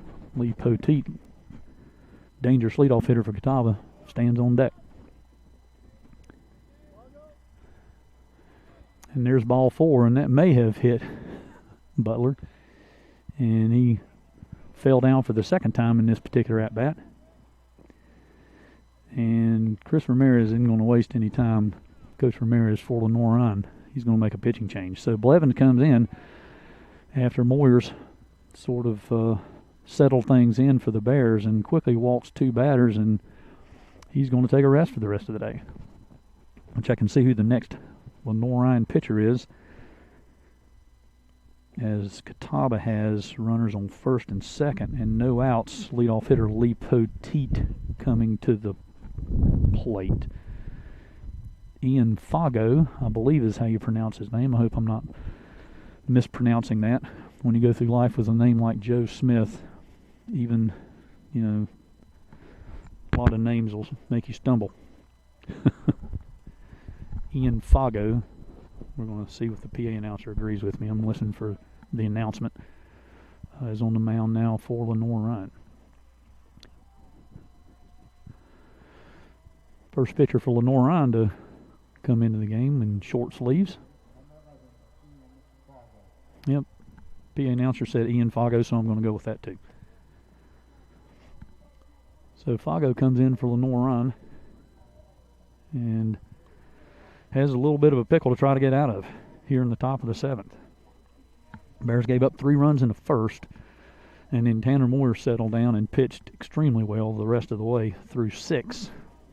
Austin Blevins comes into the game for the Bears here to start the 7th, but 2 quick walks gets him pulled after not recording an out, and Ian Fago now comes in to pitch for the Bears.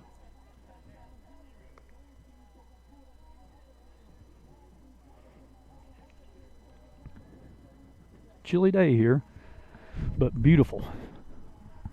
Looking around, don't see any clouds. Had a couple little wispy clouds sort of blow by here earlier in the day, but for the most part, just a fantastic day. Chilly with some wind, but for the most part, just a wonderful day to finally be outside and watch live sports. I've mentioned that a couple of times. I watched softball yesterday. I did some on-air stream for Sheena Hollers Club up in across the way here, and it just felt so good to be outside and have some sense of normalcy back. Of course, you're still have a mask on, and the first time in my life I've broadcast through a mask. I hadn't been on the air in a few years. You can probably tell that. I hope I'm not. I hope it's not too bad out there for you. But never broadcast through a mask, and sparse fans. There's some attendance policy here. We're trying to do things safe, but also give parents and some students an opportunity to watch our teams play. And but still, seeing players on the field live and in person, and I know they're enjoying being back out there and playing the sports they love. So we hope that continues for the rest of this spring. So Ian Fago in for the Bears. He inherits 2 base runners and no outs for Catawba, with Lee Poteet, the leadoff hitter, at the plate for the Indians. Jake Roden on second, Bryce Butler on first, both there via walks, as Fago tries to get out of this jam he inherited. First pitch strike and second pitch strike to Poteet. He's threw that one by him. He's a hard thrower, Fago. Believes a new player on our roster. Still having trouble gathering paper with the wind blowing. But he's got quickly has Poteet down 0-2. Fargo looks back to second and comes to the plate. And foul tip, barely. Boy, Poteet might have gotten lucky on that one. He barely got a piece of that ball. Fargo throws hard. Check here quickly. See if we can sneak in a look. Hilton Head, South Carolina, Hilton Head High School. Absolutely one of my favorite places to go and visit family. Ball goes to the backstop. Fargo licks his fingers, and unfortunately the runners advance. So now Catawba has 2 runners in scoring position, with Roden at third, Butler at second. But the count 1-2 in Fargo's favor here against the Catawba leadoff hitter Lee Poteet.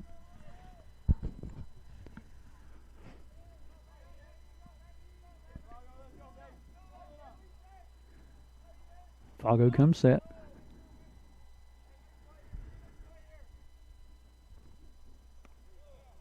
And pitch in the turf. Trying to get used to saying in the turf instead of in the dirt.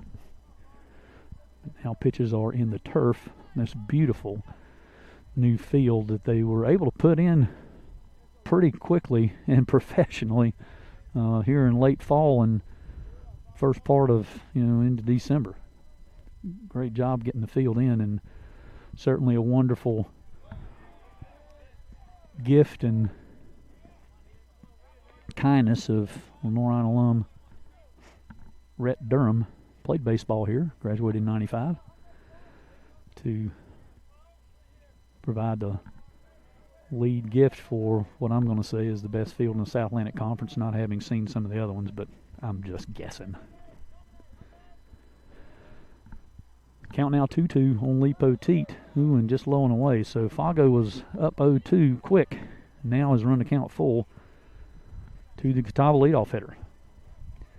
He does have a bag open, but with no outs and up only down by a run, really it's important for the Bears here to not let this inning get away from them and have Catawba put a crooked number up in the box score.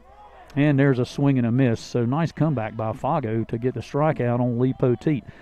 Poteet's had a good day at the plate overall through game 1 and into this game, but has struck out the last 2 at-bats here against the Bears. Struck out in the 4th against Tanner Moyers and here in the 7th against Ian Fargo. So still 2 runners in scoring position for Catawba. Roden at third, Bryce Butler at second, and Hunter Shepard at the plate for Catawba. 1 out here in the top of the 7th. Bears trail 3-2. Shepard stands in. A little foul balls down the third base line that Coach Jim Gann of Catawba makes a play on. So 0-1 count in Fargo's favor as Shepard steps back in. Fargo throws hard. And as a strikeout as he faces the first batter. This is being his second. Here's the pitch. And a lazy little dink ball to left field. Oh, that's heartbreaking. Just barely touched the bat, stuck the bat out there, and the bat hit the ball and just lazily flew over Will Jones' head. No way Rennell could get to it. And it hit the line. It looked like it hit the line. Of course, I don't have the replay option, but if it didn't hit the line, it was really close, and then just sort of bounced towards the Bears' dugout. So it was bouncing away from Rennell as he was trying to run and make the play, and ends up being a soft hit double for Hunter Shepard, but the big thing being the 2 RBIs on the play that now stretch Catawba's lead to 5-2. Oh, you know how they say it's a line drive and a box score? That's one of those, because it was not a line drive, but it'll show as a double with 2 RBIs for Hunter Shepard. Jeremy Simpson, starting shortstop for Catawba, stands in. Boy, that hurts here in the top of the 7th. Bears fell behind in the first, clawed back and got a run here and there and pulled it within 3-2, but Boy, walks can come back and haunt you, and they certainly have here in the top of the 7th for Lenoir-Rhyne. Fago comes set. There's the pitch. Rifle that in there. Throws hard. I think I've mentioned that a couple of times. Jeremy Simpson watches that one go by. One away here in the 7th. Top of the 7th. Catawba has a runner on second. 2 runs in already. Really need to try to hold them here. Not let them stretch that lead out any further. 2-2 count on Jeremy Simpson. A couple of hits in game 1, hitless here in game 2. Grounded out to the pitcher. Grounded out to shortstop and struck out. Here's the pitch. And he gets him there. Fago gets his second strikeout with a lazily hit double in a perfect spot for Hunter Shepard. It's a funny game.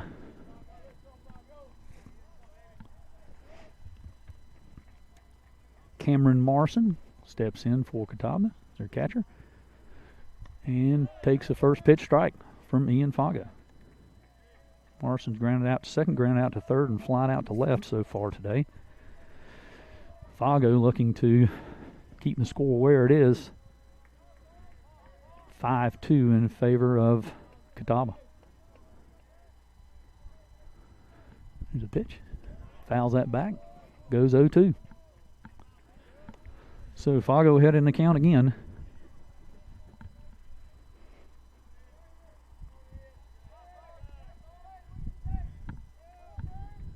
Looks to maybe get this third strike and get the Bears back in the batter's box here quickly. Try to cut back into this lead. Here's the pitch from Fago. And that goes to the backstop. Hunter Shepard easily advances to third base. So, with 2 outs here in the top of the 7th, Catawba already has a couple of runs. And now a runner on third. Hunter Shepard after a lazy right in the spot where it had to be double on the left field line. This could be another run for the Indians as Fago tries to get out of the 7th. There's a ground ball to the shortstop, and he's going to have a play and a nice scoop by Damian Pierce to get the third out. But damage done. A couple of walks to start the inning, end up scoring on the double from Hunter Shepard, and Catawba extends their lead to 5-2 heading into the bottom of the 7th. You're listening to Lenoir-Rhyne Baseball on the Bears Sports Network. Everett Chevrolet Buick GMC is ready for another exciting football season. Everett has been a proud sponsor of the Lenoir-Rhyne Bears for 25 years, and we wish the Bears a safe and successful season. And August means it's all systems go for another winning season with the Carolina Panthers. We have a tradition of winning in the Carolinas, and when you want to be a winner in the car, truck, or SUV game, come see the sales and service champions at Everett, because if you didn't get an Everett deal, you dropped the ball, baby. Woo! I knew that there was an opportunity to have my college paid for if I was good enough to play baseball at that level. That was going to make a big difference in my family. D2 baseball gave me an opportunity to play at a high level and to get an education that's going to be valuable for me throughout the rest of my life. I chose to take my experience of being a student athlete and pursue that within my career and to get a master's degree. If I wouldn't have had a baseball scholarship, there'd be no chance that I'm doing what I'm doing today.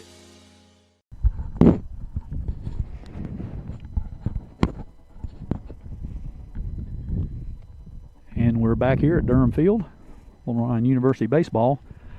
Bears hosting Catawba in the first of 2 doubleheaders this weekend. The Bears and the Indians. Catawba won the first game here 6-3 on a late rally after the Bears led for much of the game. 3-1 going into the 6th. End up falling 6-3. And the Bears trail here in game 2, 5-2. Bears fell behind early 3-0 in the top of the first, but Tanner Moyer settled down and pitched very, very well through 6. And in the meantime, the Bears scratched out a couple of runs, got the score to 3-2, but a couple of leadoff walks there in the top of the 7th.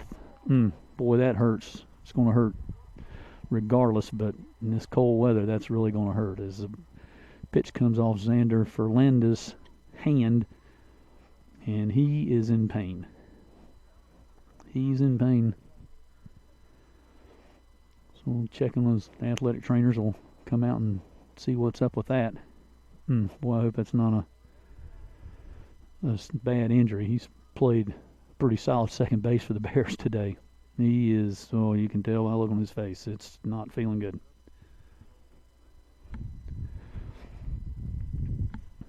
So getting back to the game here.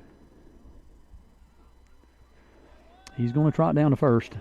And, no harm in that. Maybe his hand, some of the sting comes out of his hand there while he's on the base paths.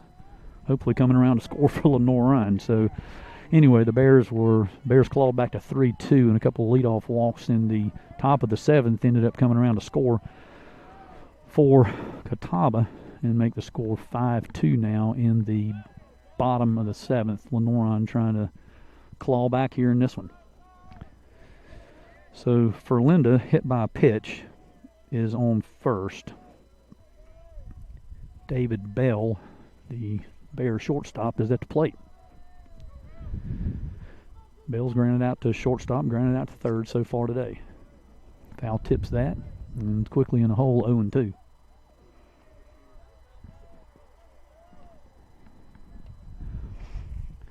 Bell doesn't get cheated at the plate, that's for sure.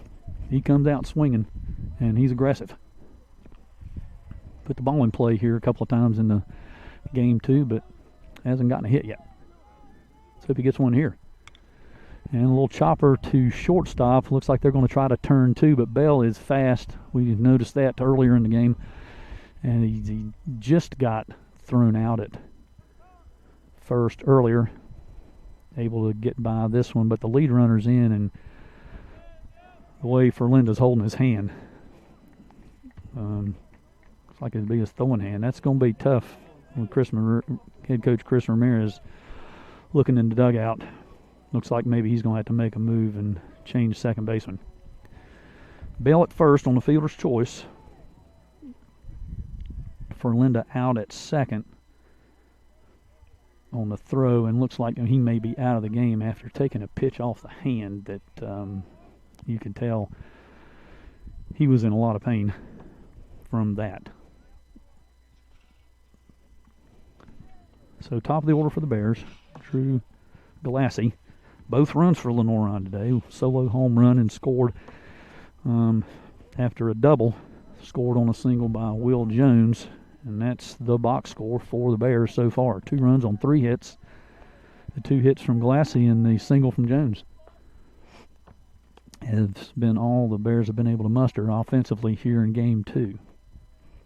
Greg Brown started for Catawba and walked 5, but was able to get through 4 1/3 innings, and Catawba bullpen has kept the Bears at bay since. 5 runs on 6 hits, no errors for Catawba. 2 runs on 3 hits, 1 error for Lenoir-Rhyne. Galassi in the hole, 0-2. Caleb Link on the mound for the Indians.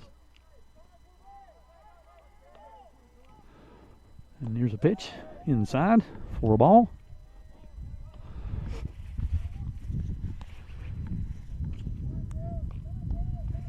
Galassi stays alive here, 1-2.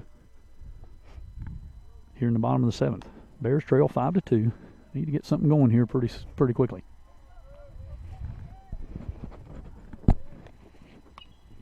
Foul back.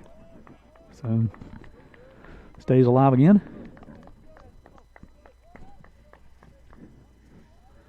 Looks like Ryan Healy, he started at third in game 1, is warming up here behind me. So I'm speculating that he may replace Ferlinda at second base when the Bears go back out in the field. David Bell's off and running, and a pop fly. That might be difficult to get to. The Catawba shortstop goes out and makes the catch. A little bit of a anxious play by the left fielder, Henderson Lentz, for Catawba, but correction, that wasn't the shortstop. That was the third baseman for Catawba that went back and made that play. So could have been a problem for Catawba, but they come through with that for the second out as Glassy flies out to third, I guess, technically, even though the play was made in short left field. And Will Jones comes to the plate for the Bears. One of the Bears' 3 hits and drove in a run in the 5th. Also walked in the 1st. Line drive to third baseman in the 3rd. David Bell on first for the Bears.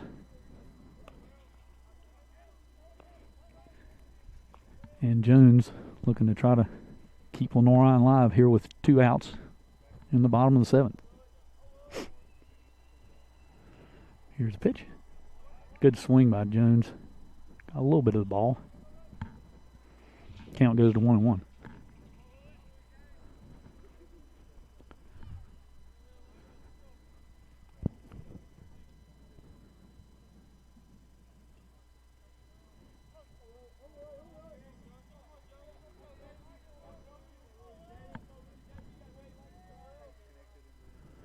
And here's the pitch. Jones looks at a strike. Count goes to 1-2.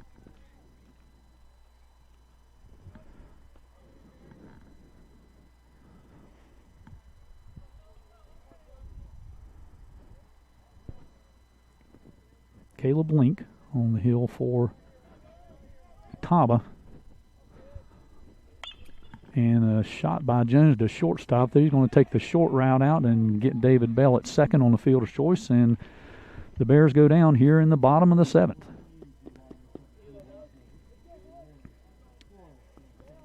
So, being busy in my garden, I got flowers to plant and beds to clean out. When I was feeling really tired and not like myself, I saw a doctor. Look at me now. The doctors were good, they worked with me, and they laughed with me. I'm back to doing everything I love. I needed a doctor, and I found the expert for my heart. Being a champion takes more than talent, more than the perfect pass, more than using your head. Being a champion takes the spirit to always push harder, the ability to overcome any hurdle, and the fire to be the best. Welcome to Division 2, where the pursuit is yours to create. And the question isn't, can you do it? It's, will you?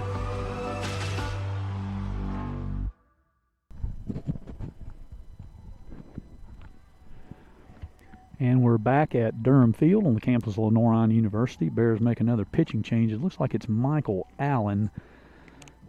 So we'll jot him in on the old legal pad scorebook. Fourth pitcher of the day for Lenoir-Rhyne. Ian Fago got out of the 7th for the Bears, coming in relief for Austin Blevins. Blevins faced 2 batters, walked them both. Both ended up scoring. Fago came in, got 2 strikeouts, but did give up. It's going to be a double in the box score, but it's not one of the more impressive doubles you'll see. Just a little soft blooper over third baseman Will Jones' head and hit close to the line in a spot where E.J. Rennell, the left fielder, had to run a long way to get to. And Hunter Shepard ended up on second with Jake Roden and Bryce Butler both scoring for Catawba. And that, put the game and put the Bears in a little bit of a spot. Bears had clawed back to pull within 3-2 before that, but now trail by 3 going into the top of the 8th inning. Michael Allen on to pitch for Lenoir-Rhyne. He'll face Henderson Lentz, left fielder for Catawba. Lentz reached on an error in the 1st and scored, grounded out to 3rd, and struck out in the 6th.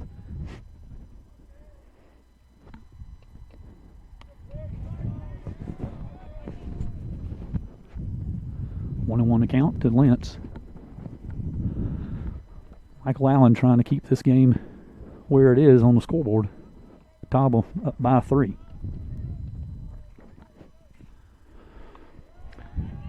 One and two.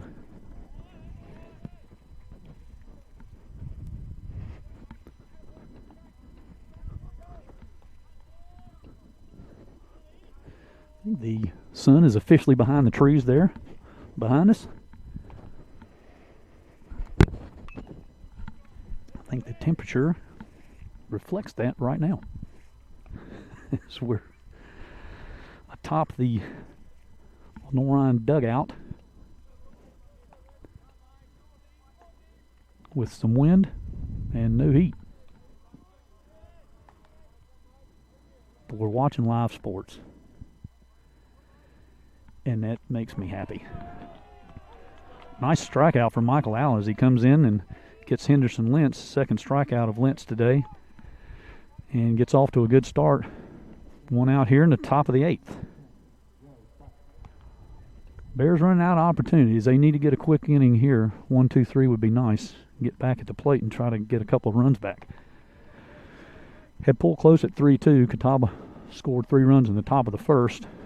Lenoir-Rhyne scratched back with a couple in the mid-innings, and but gave up 2 runs in the 7th after a couple of walks and a double. Find themselves down 3 here late in the game. We're in the top of the 8th. Allen hits the ball sharply. Well, that's not Allen. Allen pitch was hit sharply by Joe Butts to right field, but nice play in right field. And the Bears get the second out of the inning. Connor Smith there for Lenoir-Rhyne. Zach Miller, big home run to tie it in the first game, is at the plate now for Catawba. He's lined out to third, grounded to third, and flied out to center. And there's a ground ball to shortstop David Bell, and a long throw, and sort of an ill-advised throw by Bell. Caught the ball on a hump and kind of jumped in the air and threw a lob to Damian Pierce that lobbed fairly high over his head and bounced out of over the brick wall. So Miller will get a free trot to second base. I don't know that he would have gotten Miller at first, but certainly there's an error on the throw and Miller ends up on second. So another runner for Catawba in scoring position. However, 2 outs with Jake Roden at the plate for the Indians. With an interesting reaction to the pitch by Roden. He singled in the second, stole a base, but was stranded. Struck out in the 4th, walked and scored a run in the 7th. 2 outs here for Lenoir-Rhyne. So they try to get out of the top of the 8th and get back to get a couple of these runs back. Quick 2-0 count now, so Allen falls behind after getting the first 2 batters pretty quickly and easily. Miller reaches on an error, now stands at second base. So Allen trying to keep him there and get the Bears back in the dugout. Allen looks back to second. Here's the pitch. And there's a strike. 2-1 count now on Jake Roden.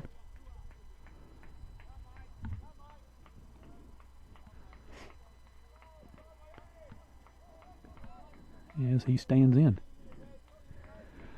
Allen comes set. Looks back at second. Looks again. And here's the pitch. And it's a ball. 3-1. So I did want to confirm that Ryan Healy is at second base, replacing Xander Ferlinda, who took had to feel wicked hit by pitch right off the face of his hand their last inning and was unable to continue. So Healy comes in for the Bears. He started at third in game one, entering now at second base here in game two in the top of the eighth. 2-2 count on Roden, 2 outs here in the top of the eighth. Runner on second for Catawba. On comes set, looks back to second. Healy jumping back and forth. The keeper out and close. And there is strike 3 for Allen. So Allen gets a couple of strikeouts, and the error by David Bell doesn't come back to haunt the Bears as Catawba goes down here in the top of the eighth. We move to the bottom of the eighth. Lenoir-Rhyne coming to the plate, trailing Catawba 5-2 here in this South Atlantic Conference doubleheader. You're listening to Lenoir-Rhyne Baseball on the Bears Sports Network. Break great with Carolina West Wireless. Great new phones and a great customer experience, all on our great nationwide high-speed network. Stop by today and get big savings on select Samsung smartphones, like $350 off the Samsung Galaxy S20 and S20 Plus, and $350 off the Note 20 and Note 20 Ultra. The great savings continue with 4 lines of unlimited data for just $35 a month per line. Celebrate great savings and go stay connected wherever your travels take you. In NCAA Division II, community engagement is an initiative at all 25 national championships because student athletes want to give back while competing for a national title. Over the course of the year, Division II student athletes have an opportunity to leave a lasting impression in local communities throughout the country. Whether Division II student athletes are volunteering at hospitals, schools, after-school care programs, foster homes, or retirement villages, they make a difference in the lives of others. In Division II, we rise to the opportunity and make community engagement ours.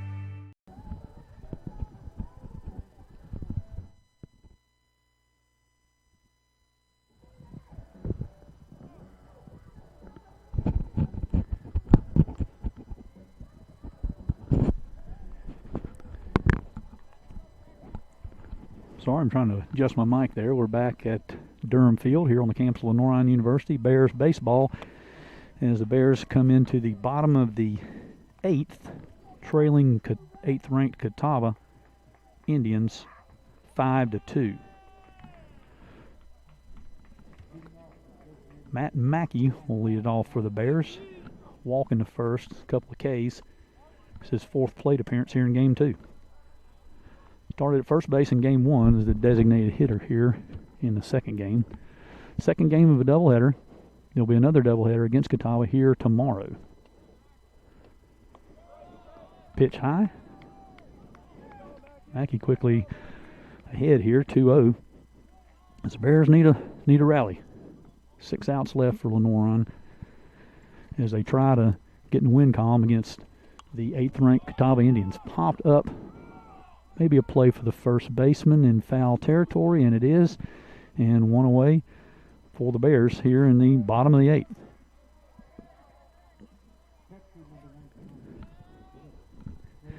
Catcher Nick Clarno coming to the plate for Lenoir-Rhyne. A walk in the 3rd, struck out in the 5th. 3 hits in game 1, but is yet to tally one here in game 2. Could use one right now. Could use that long home run he hit in game 1 off the roof of the batting cage here in left field. Need one of those. Need one of those right now.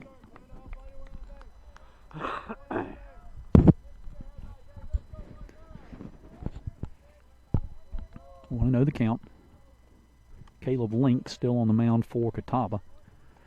Doesn't look like there's anybody warming up for the Indians in the bullpen. 1-1 to count against Clarno.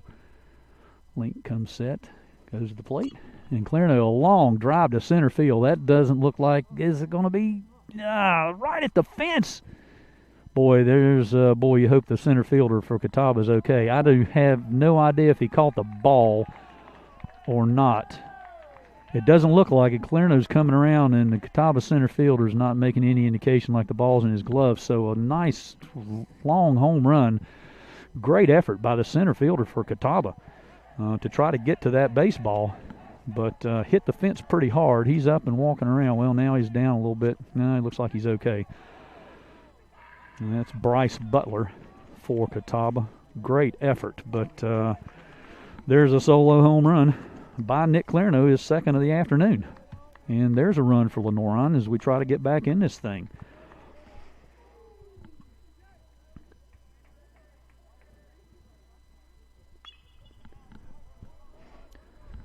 Foul ball by E.J. Rennell as he comes to the plate.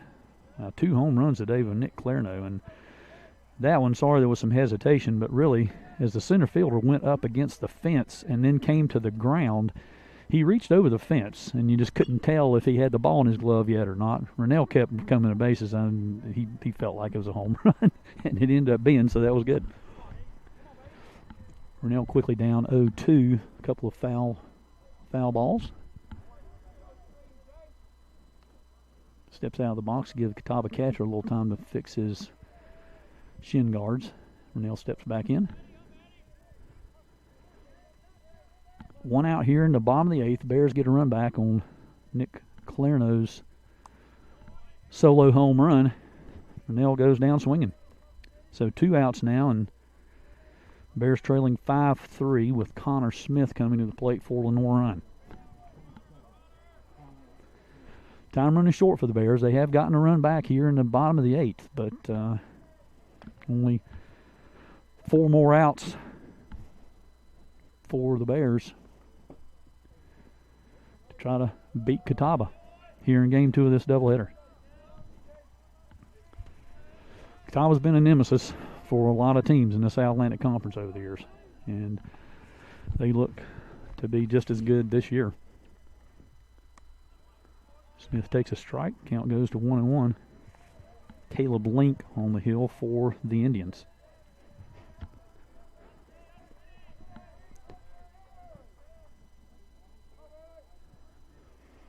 It's a pitch. Hits the turf and goes to the wall. Catawba catcher doesn't even make a stab at that one. Just reached back, told him, give me another ball. 2-1 to count to Connor Smith, Bears right fielder. And that's a ball, and the Catawba catcher sure wanted that one because he caught it and held it and then waited. Didn't hear what he wanted to hear, which was a strike, but helps out Connor Smith as the count goes 3-1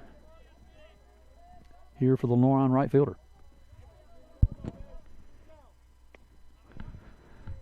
Swing and a miss. Might have swung at ball 4. But a good cut by Smith. Count goes full. 2 outs here in the bottom of the 8th. Solo home run by Nick Clarno has pulled the Bears to within 2. They trail Catawba 5-3. Connor Smith now looking at a full count here as Link comes to the plate. Foul tip. Smith stays alive.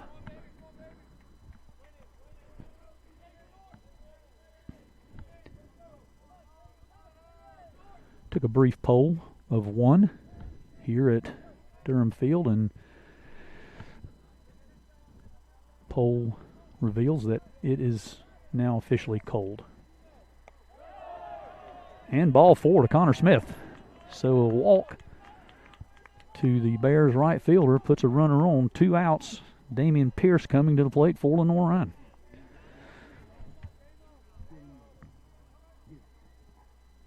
Bears battling here. Down 2 late in this one. 2 away in the bottom of the 8th. Solo home run by Nick Clarno earlier in the inning. Cut Catawba's lead to 2. Damian Pierce trying to dent that as well. Takes ball 1. Pierce has popped out to second, flied out to left, and hit into a double play in the 4th. Played a good defensive first base today. Has had to pick some balls up off of short hops on quite a few occasions. Fouls that one back. Count goes to 1-1.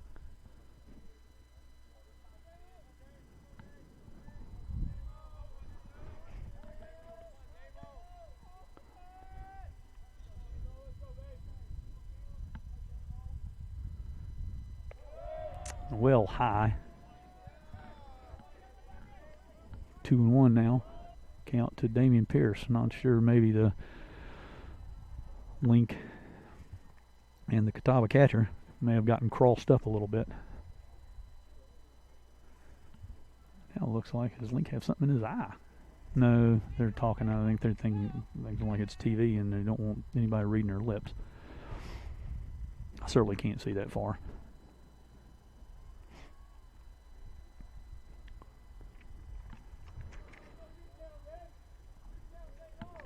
Cameron Marson goes back to his spot behind the plate. He and Link seem to be on the same page. Counts 2-1 here to Damian Pierce in the bottom of the 8th. Connor Smith on first. And that ball is well high also. 3-1 now the count. So Link was just rolling right along. Came in with 2 outs in the bottom of the 6th. Got the first out here, gave up the home run to Clarno. Got a strikeout, then a walk, and has had a tough time finding the plate this at bat. But there, Pierce thought that was ball 4, dropped the bat, but the umpire corrected him, and counts now 3-2.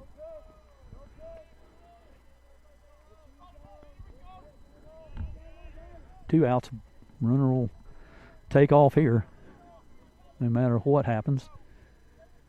Link gets set, Pierce at the plate, full count. There goes Smith, and swing and a miss for Damian Pierce. So, Bears get a run back on a solo home run by Nick Clarno.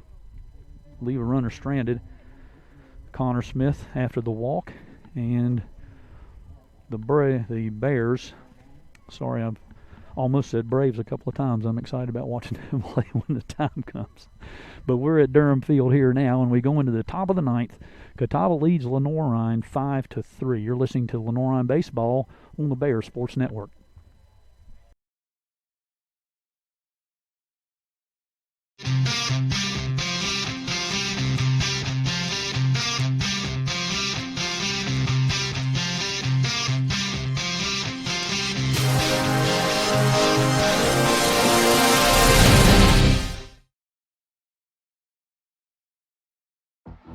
Being a champion takes more than skill, more than endless drills, more than using your head.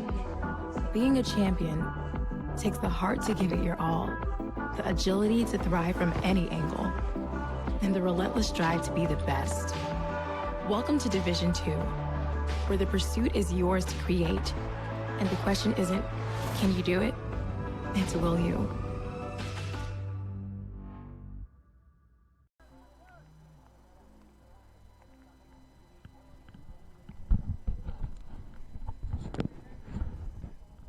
And welcome back here to Durham Field at Lenoir-Rhyne University as the Bears go into the top of the 9th, trailing Catawba 5-3. Been hit and miss kind of game for Lenoir-Rhyne. Gave up 3 runs in the first. Were able to claw back and get a couple of runs there in the middle innings.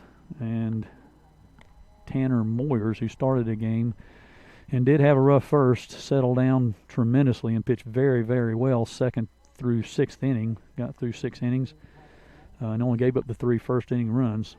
7th, couple leadoff walks for Catawba. Ended up coming around and scoring on a double from Hunter Shepard and got the score to 5-2. A home run, solo home run by Nick Clarno in the bottom of the 8th. Pulled Lenoir-Rhyne a little bit closer. Here's a short pop to shortstop David Bell, and the Bears get a quick out. Here, Bryce Butler, the leadoff batter for Catawba. So we go back to the top of the order. Lee Poteet been rolling along pretty well at the plate this game, but strikeouts his last 2 at-bats as he bats here in the 9th with 1 out. Catawba leads 5-3.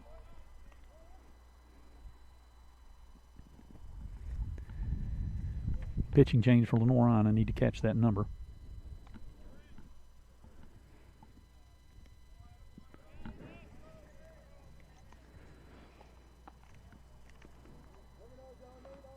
it's 39 maybe, Jackson Reed now on the mound for the Bears. 2-0 count. Reed comes in, ball high. 3-0 now to Lee Poteet. Michael Allen pitched an inning for the Bears. No hits, no runs, no walks, and 2 strikeouts, so he did his job. 3-0 count now. Reed on the mound for Lenoir-Rhyne. And high ball 4. So 4-pitch walk to Lee Poteet after getting the first out. Jackson Reed walks Poteet, and Catawba has a runner at first. Up 5-3 here in the top of the 9th.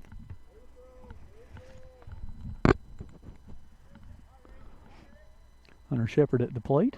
He's had a good day today. Poteet takes off. He's running. 2-run lead is not enough in Catawba's eyes.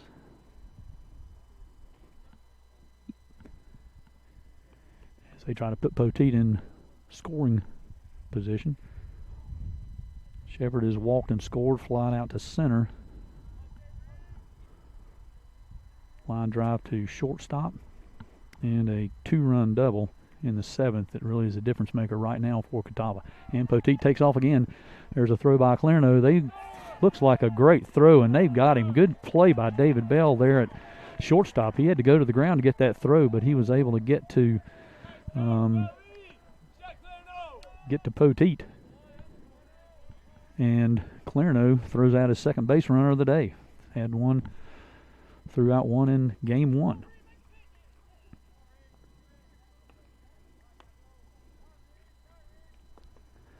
So 2 outs now. And a 1-2 count. Jackson Reed to Hunter Shepard. Bases are empty. Bears have 3 outs left to try to tie or win this baseball game. Ooh, hard shot towards the Bears dugout. Bounced off something and rolled down to the bullpen.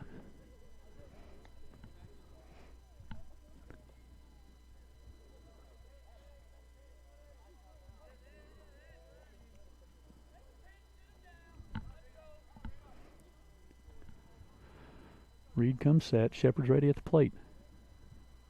Here's a pitch. A little bit high. 2-2 count now to Hunter Shepard.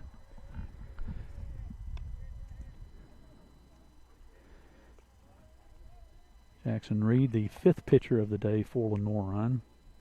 Tanner Moyers, after that rocky first inning, pitched really, really well for the Bears. His ground ball to shortstop. David Bell's going to get another opportunity. Makes the throw to first. Easy throw, and the leadoff walk gets cut down by Nick Clarno at second base on the attempted steal. And the Bears hold Catawba scoreless here in the top of the 9th. Bears get one last chance to tie or win this one here in the bottom of the 9th. Catawba leads 5-3. You're listening to Lenoir-Rhyne Baseball on the Bears Sports Network.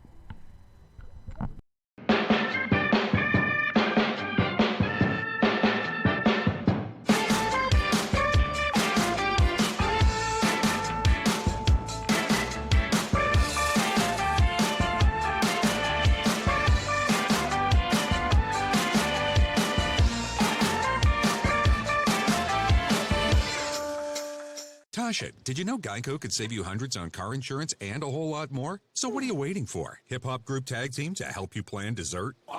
Fresh vanilla, rocky road, chocolate, peanut butter cookie dough. Scoop that is, scoop that is, scoop that is, scoop that is, scoop shakalaka, shakalaka, shakalaka, shaka, scoop shakalaka, shakalaka, shakalaka. Geico. Switch today and see all the ways you could save.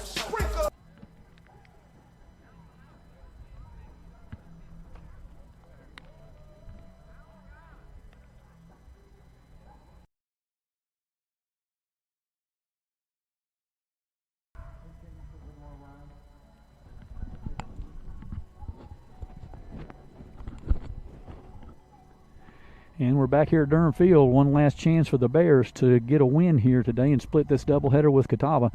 Indians currently lead 5-3. And Lenoir-Rhyne needs a couple to keep this game going. Mike McHugh looks like he will be pinch hitting here for Xander Ferlinda. Was in this spot, but he was hit by a pitch and had to come out of the game. Ryan Healy played second base in the 8th and 9th. So McHugh will be pinch hitting, I guess, for Healy.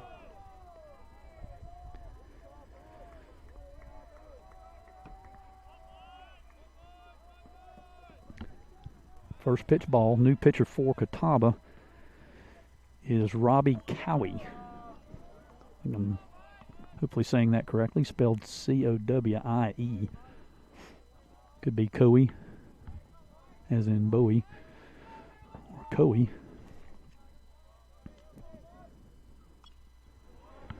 Q gets a piece of that. Fouls back to the screen. Count goes to 1-2. Mike McHugh at the plate for the Bears. Trail by 2 here in the bottom of the 9th. Q leading off, hoping to get a rally started for the Bears.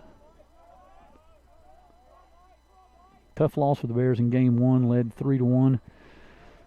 Catawba started clawing back in the 6th. Got a run, 7th tied it, and 3 runs in the 8th won the game for the Indians 6-3. Bears trail 5-3 here in game 2. Q stays alive. Counts 1-2. Cowie comes to the plate. Nice shot by McHugh. It looks like it's getting into left center. Great diving catch by the Catawba center fielder. Wow. Wondered if that was going to get down before anyone could get there.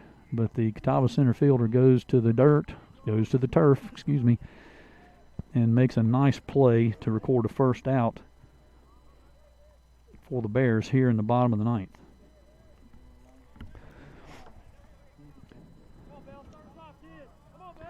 Bryce Butler, center fielder for Catawba, hit the fence pretty hard an inning ago as he chased a solo home run by Nick Clarino. Now goes to the ground to make a diving catch and record a first out here in the bottom of the 9th.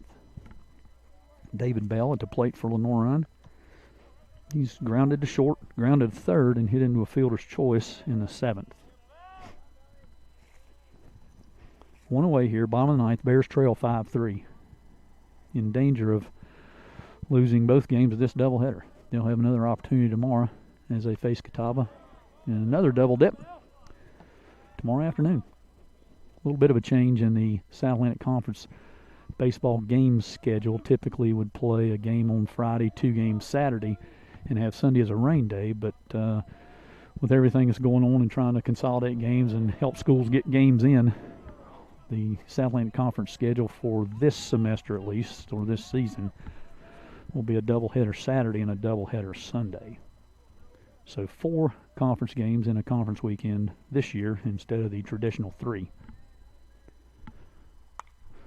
Bell, weak grounder to short. It's going to be a tough play, but it's made by the Catawba shortstop, Jeremy Simpson, and Bell grounds out to the shortstop for the second time and the second out for the Bears. So the Bears are down to their last out with Drew Galassi coming to the plate, trying to get something started as the Bears trail 5-3 here with 2 outs in the bottom of the 9th.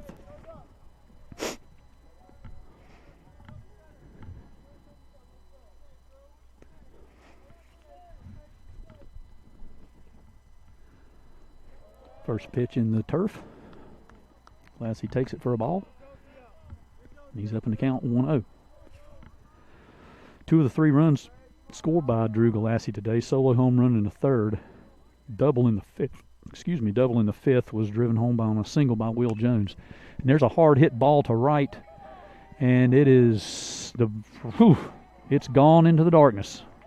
Long home run by Drew Galassi, his second of the game. The first one went, as I'm facing right field, went to the left of the light pole. This one goes to the right of the light pole. Catawba's right fielder took one step, looked up, and stopped. He knew that one was gone. And it's a little bit hard to pick up in the darkness here as the sun has started to go down, or is, I guess, down. But long home run for Drew Galassi. All of a sudden, the Bears trail by 1, 5-4. So with 2 outs, there is some life from our Lenoir-Rhyne Bears. Second home run of the day by Galassi. Third run scored. He scored 3 of the 4 runs for Lenoir-Rhyne. And Will Jones, who hit a home run in the first game, is at the plate. So he's certainly capable of tying this baseball game. Takes a first pitch strike. There. Steps out of the box. I'm sure hands are cold and bat grips are slick right now. It is a tad chilly. Jones stands in, down 0-1. Pitch is high. Count goes to 1-1. So as I mentioned, Jones has a home run already in the day, and hit in the first game, hit a deep ball to center that just stayed in. So has a hit in the second, actually drove in a run in the second, in the 5th inning here of this second game. So dangerous person at the plate, and an opportunity for Lenoir-Rhyne to possibly get that quick strike run and tie this baseball game at 5. Counts 1-2 though on Jones. He stands in. Here's the pitch from Cowie, and that's low. Count goes to 2-2. 5-4 game here, thanks to Drew Galassi's solo home run here in the bottom of the 9th. 2 outs. Will Jones at the plate. 2-2 count. Cowie steps off the rubber, gathers himself a little bit, and steps back in.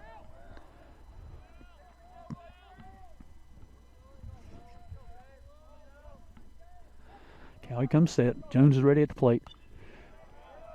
Foul ball popped back behind the screen. Stays alive at count 2-2.